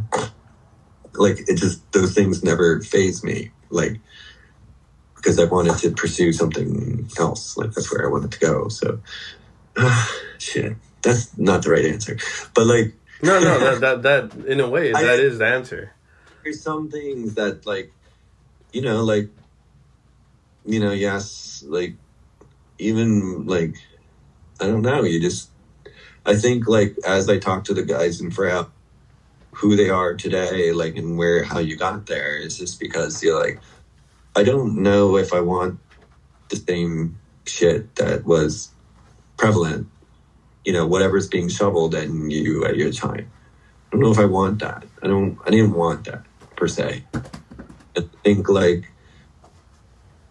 I still don't really want this shit that's prevalent. Like, but, like, yeah, do I, like, worry about, like, keeping my lights on and, like, not having a snow cap in my house? Like, yeah, of course. But, like, like, I do want to pursue the things that matter to me. Like, yeah, I really like gardening. This was, like, kind of like the first summer that I didn't really get to garden. This sounds so weird, but I'm like, I woke up and, like, I had to tell my wife, I'm like, I have to garden. Like, I have to do something like that. I have to do that. It's like, it's fucking, like, September. Like, what are you doing? And, like, I know I can plant some things, and I'll get, like, make a little, like, greenhouse thing, and we'll get this thing, and I'll plant these flowers, and we'll just get it, and it'll happen. And so I did. Like, I planted some nasturtium, and, like, Ireland, different weather than LA and other places and stuff. And, like, I have, like, a little planter box. Because, like, we moved to a house that, like, has, like, it has a backyard, but it's, like, concrete. You know what I mean? Like, it's old, so like it's just concrete, so it's like kind of sucks. But like I bought like a little planter thing and just like planted stuff. But like anyway, like there was this like real part of like dirt in the concrete, and I planted like these flowers or nasturtium in it, and like, you know, I just like, and like they grew. Like I've been really working on it, and like just this little area, and I'm like so into it. And then like the other day we have like a flower, like a bud, like a flower, and like it's starting to open. I don't know how like this is working. Like it's just amazing to me. I love it. But like just had to do it. And it's just people have it in them. It's just sometimes I think we spend a lot of time silencing that. And I think I was fortunate enough, like growing up with the friends that I had, like, you know, like I was never told to not, like, I wasn't told to like, come on, that's childish, that's stupid, that's something. Everyone's like, cool. I guess that, you know what I mean? Like, never had negative reinforcement, like, or whatever, or something. No one's said, no, you can't do that, or whatever, you know, like, it's like, you know, and like, I think I've been fortunate enough in my life, like, so it's easy to walk when you have the support of others. Like I've had like the guys in Frail, and then as I moved through my life, like my friends and even my family, always supportive of me and like any decision I made. And that makes a huge difference. Like, I could, there's probably like millions of stories of people who like could have, you know, whatever, and just like grew in the wrong environment. Yeah, like, I mean, I do think like, but like I was fortunate, like I said, like in or punk rock, like everyone, I felt like the people that I was associated with, or the people that I cared about or wanted to be near, were the people that were lifting each other up. So when I get to like, even now, like my wife's like, it's fucking September, why are you trying to plant some flowers and shit? And I was like, but she's like, I'll go for it, you know?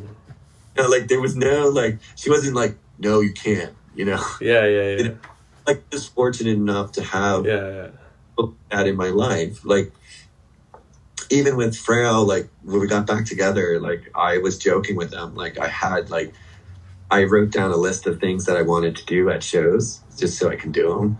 Like one, like I wanted to do a somersault at a show. Did you? And I did. Fuck yeah. Oh, you know? Shit.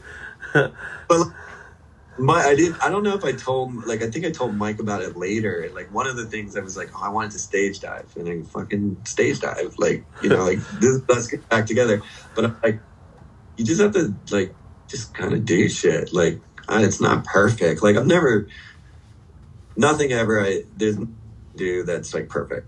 I can't do anything perfect. Like, I don't know, but I will try it. Yeah. And I think that's like, I'm okay doing that. And so like, but like, I'm fortunate enough to be in a space that allows me to explore those things or do those things. And sure, like, get made fun of and stuff, but I don't mind. It's like people that care and love you, so it's grand, you know. But like, I hope that kind of answered. Like, I've been really fortunate, like, to, like, when I went to the bus stop when I was a little kid to meet Mike, Mike and I to meet Brian, to like meet Derek, like, you know what I mean? And then have Dawn be like, "Oh, can I be in your band?" We're like, "I don't know, maybe. Can you play guitar?" You know what I mean? Like stupid stuff. Like I was fortunate that there's people around me, like, you know, and like everyone was always supportive of each other. And like I think I've been fortunate, like as I moved on through different experiences, I've always had like a community of friends or family that were just like really encouraging and really supportive. You know, like I don't know, like there could have been a point in my life when I was like, I really want to be a foot doctor, and I know everyone would be like, you can do it, you know. Like it makes a big difference. Like it's really helpful. So I don't know. The minute this one? Sorry. The minute oh, this one. Yeah, those two. Here you go. You need that one too? I guess the best way I could put it of what you just told me is the moment you knew you could do whatever you want is the moment people, or not you, but the moment you could do whatever you want is the moment people around you let you express yourself without backlash. Yeah, and I think that's like that's what Beautiful. hardcore. Yeah, and I've like even like I know like talking to Mike, like everything he does, he's like, I'm informed by my experience in hardcore. Like, you know, whatever I do, you know, whether it's like, I don't know, whatever pursuit he's doing, like, you know, like, he's like, I'm just informed by it. Like, think about, like, I think like, so like, we have some friends staying with us. Like, I live in an old house and we have an old house. It's cold. Like for a picture in my head, in my imagination, do you live in the woods or in the city? In the city. Okay. In the city. Like we're like in proper city of Dublin, but Dublin's not like LA. It's like a town. Oh, okay. Like in comparison. Okay. So like, but it is a city, and we live downtown. We live downtown kind of thing, but we live in like an old house. So it's like, I don't know, I guess it's from the 1800s or some crazy crap like that. But it's like, we don't know when the electricity was done, you know, and like I don't know. So we have some friends staying with us. I'm like completely fine with it. I'm like, we can wear like thermal underwear and like and be happy. Like it's fucking May and I'm still wearing thermal underwear because I'm like a wimp.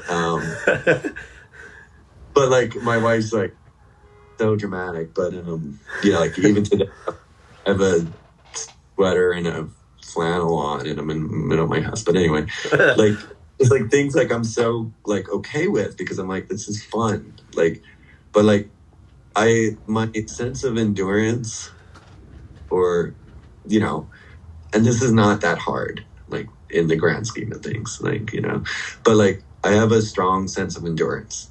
And I think I learned a lot of that in Frail. Like, you know, and I think that makes so anything that's like kind of challenging, like, I don't know, whatever you're trying to do, file taxes, which is yes, but like, you know what I mean? Like, whatever you're trying to do, it's like, it's not that bad. It's like not that hard either. Like, you just get through it, you know, like I have a good sense of endurance because of Frail. Like, I think like that makes, I always wonder about like when people like are going to come stay with us because we like, I don't know, I just have like a certain amount, like I can just like deal with things. And like, I don't know if always people can deal with things, like, you know, but like, I think that's what you learn in hardcore and punk rock. Like you play it as it lays, you have endurance. Like you can like, all right, so the show, you know, I don't know, the show's like 12 hours away. Let's get in the car and let's go. You know what I mean?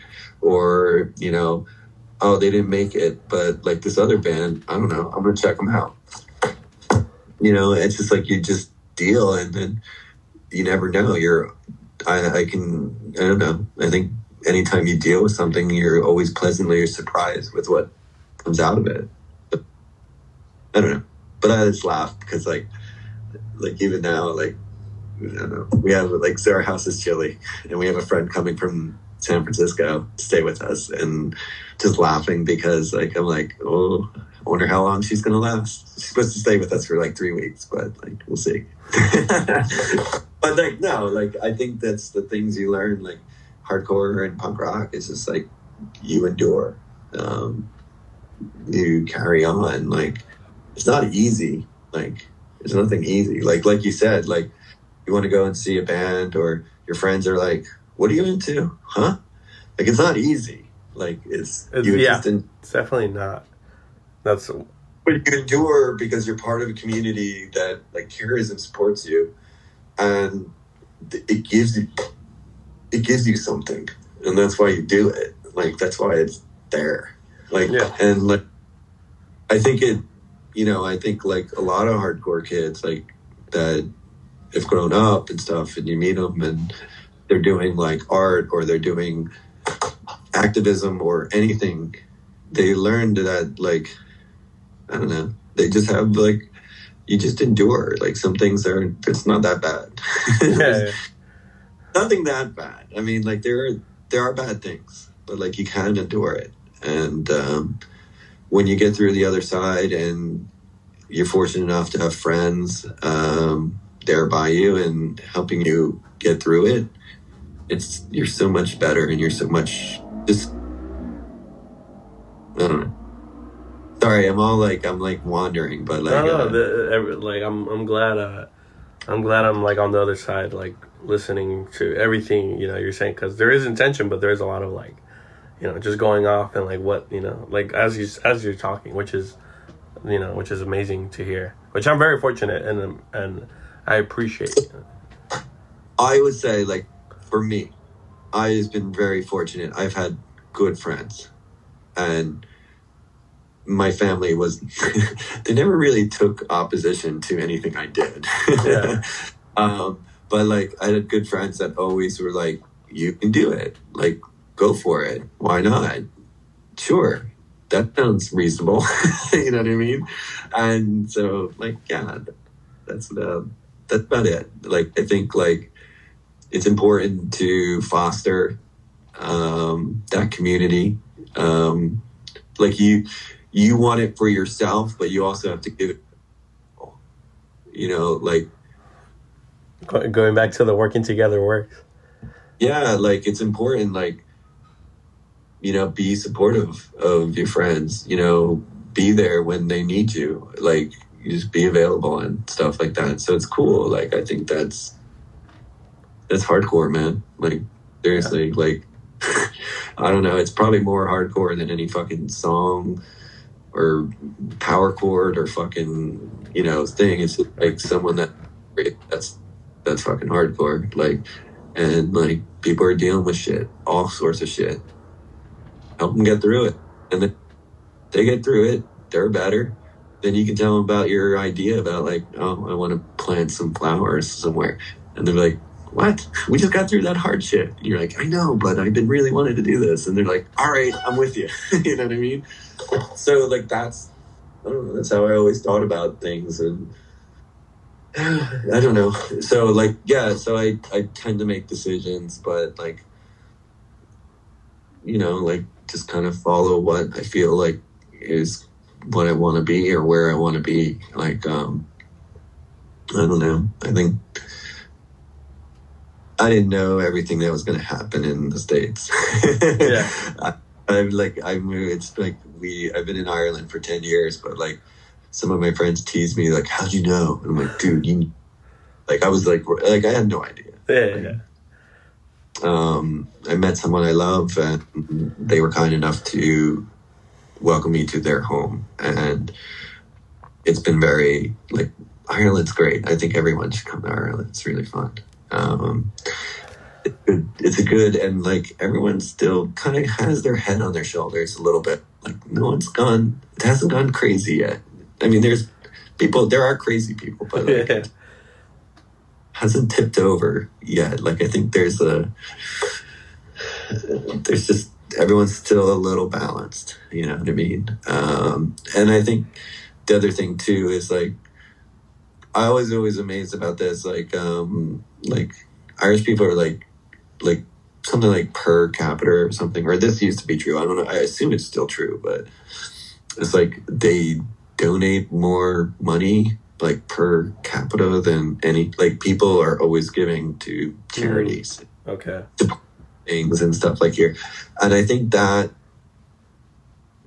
nature, or that charitable nature, or that empathy is really healthy. Like, it's a really nice, like, people really care. Like, like, I don't know, like, even something, I don't know, like,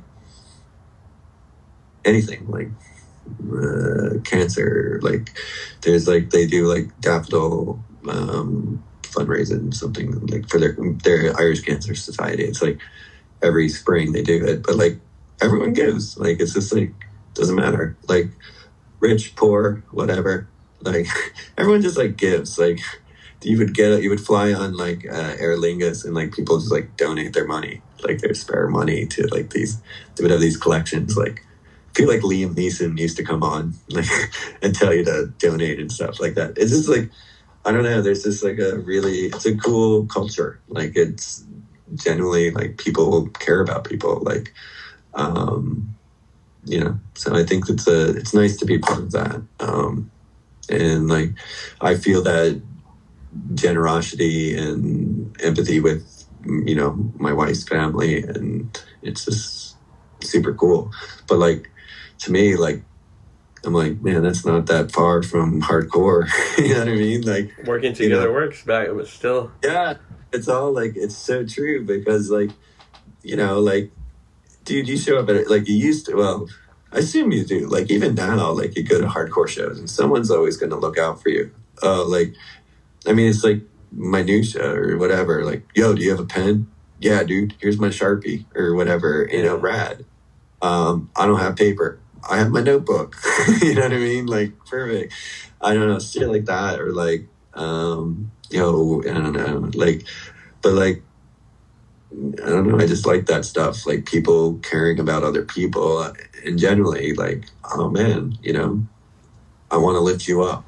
And I think that's right on. And I just that's what I think hardcore is. And I think that's what Frail is, or attempted to do, or attempts to do. And I think that's what matters to me. And I don't know. I think, yeah, that's it. I'll shut up. No. Like I said, I'm very appreciative that I could hear you, like tell me all these things. Obviously this is being recorded, so there will definitely be just things to dig up, for not just for me, but for those who are listening. I probably I get teased because I always kind of repeat myself, but so I hope you edit. No. Like I said, there's a million things I could say right now, but I guess the first thing, like the only thing I could say is I'm grateful that you are telling me all these things. I appreciate that you thought of Frail. So I really do. I think Frail is like I don't think I always think Frail's a funny little thing. Like in the sense that like I'm really happy. Like, I don't know. I didn't think anyone really liked us when we played. But like, it's like funny to come back like years later. There's like something that you did as a teenager, like still reverberates or echoes or, as part of that dialogue or that conversation of like hardcore and stuff. And I think it's like, I'm super appreciative of that. And then like, just happy.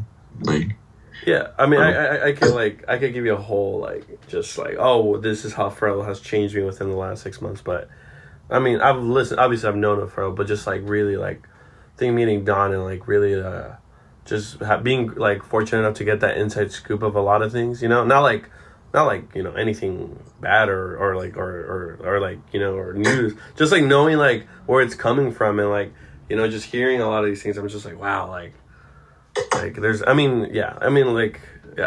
the album covers being one of those to me Frail album covers or 7-inch covers are top tier to the lyricism to I don't know. There's so many. Obviously I'm doing this interview and so obviously I love Frail, but I could say more, but you know. All right. Yeah. I love Frail. Frail's awesome. I mean, it's I'm super appreciative of anyone that interested in or has interest in what we're up to or into, and I just think it's rad. I'm very appreciative. It's I don't know. It's cool. I like it. Endurance, 4-ball, anarchy, working together works. Huh? Foursquare. Sorry. Foursquare, endurance, anarchy, working together works. Anything else you want to say before I stop the recording button? When I do stop the recording button, just stay on the phone call for a second so I can get a picture. But anything else you want to say to me in the interview and to the people who are listening, obviously. I would like Frail to continue to play together, and if we do, come out and see us, because I think we're better live. A good friend of mine, a good group of friends of mine opened a venue called Oblivion, and they did express they really want to like book Frail. I kind of mentioned it to Don, but I don't know if Don really understood how serious I was. But I mean, it wouldn't be just up to me. It'd be like a group of people trying to get you guys over here. So just putting it out there, you know, it's gonna happen if it happens, people want to. Yeah, no, I think there's definitely like, it's cool. Like, I think the guys in the band like generally want to keep doing stuff together. Like, it's really fun. Like, it's nice to come back to something and still have it. Like, it's still with you, and it's enjoyable. Like, it's fucking, like, oh, it's just so much fucking fun. Like, it's so much fun. Like, we were, before this last rip of shows, we were kind of like playing around with like, maybe we write a new song and like messing around with it. And then we're like, maybe we should do this like crazy cover, and like just messing around with it. And like, just those, like, we didn't end up doing, like, we never got to the point where we were able to present it like where we felt comfortable. But like, it's just fun to, a 7-inch in 2026 with a Frail single and a Frail cover on the B side would be this, like, just beautiful. I don't know.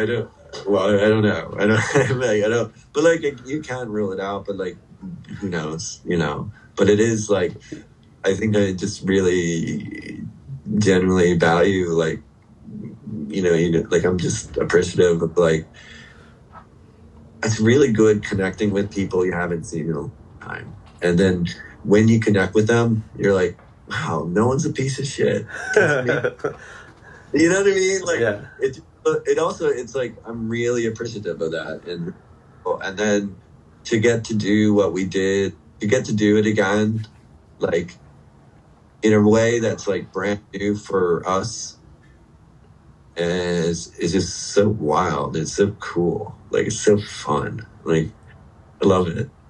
Like, we joke about it because we have normal bullshit things to do. But like, Mike and I were like, yeah, we should do like a 2-week tour. And like, we don't have 2 weeks. You know what I mean? Like, or some crazy shit like that.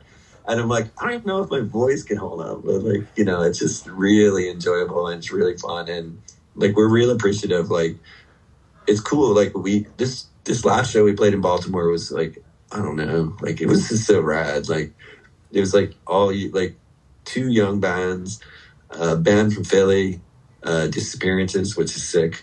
But like, I don't know, it was just, the energy was so real, and like, it was almost like, it felt like, no. It was like a throwback, but it wasn't. Like, it was now. It was happening now. But it was like, it just felt like, it was just so good. Like, it's still, I think it was so good. Like, I think the lights were like, we didn't even have lights on or whatever. Like, it's fucking great. Yeah, just cool. And like, we've had some really, like, all the shows we got to play this year were super special. Like, super thankful. But they're all like, we're like, you know, you have the chats about like, what's your favorite one or whatever. You know, like, it's hard to pick a favorite because they're all very unique and different. Like, we played, like you said, Zebulon in LA. And I'm like, dude, that's a super nice venue. Like, that's like for jazz people. No, very true.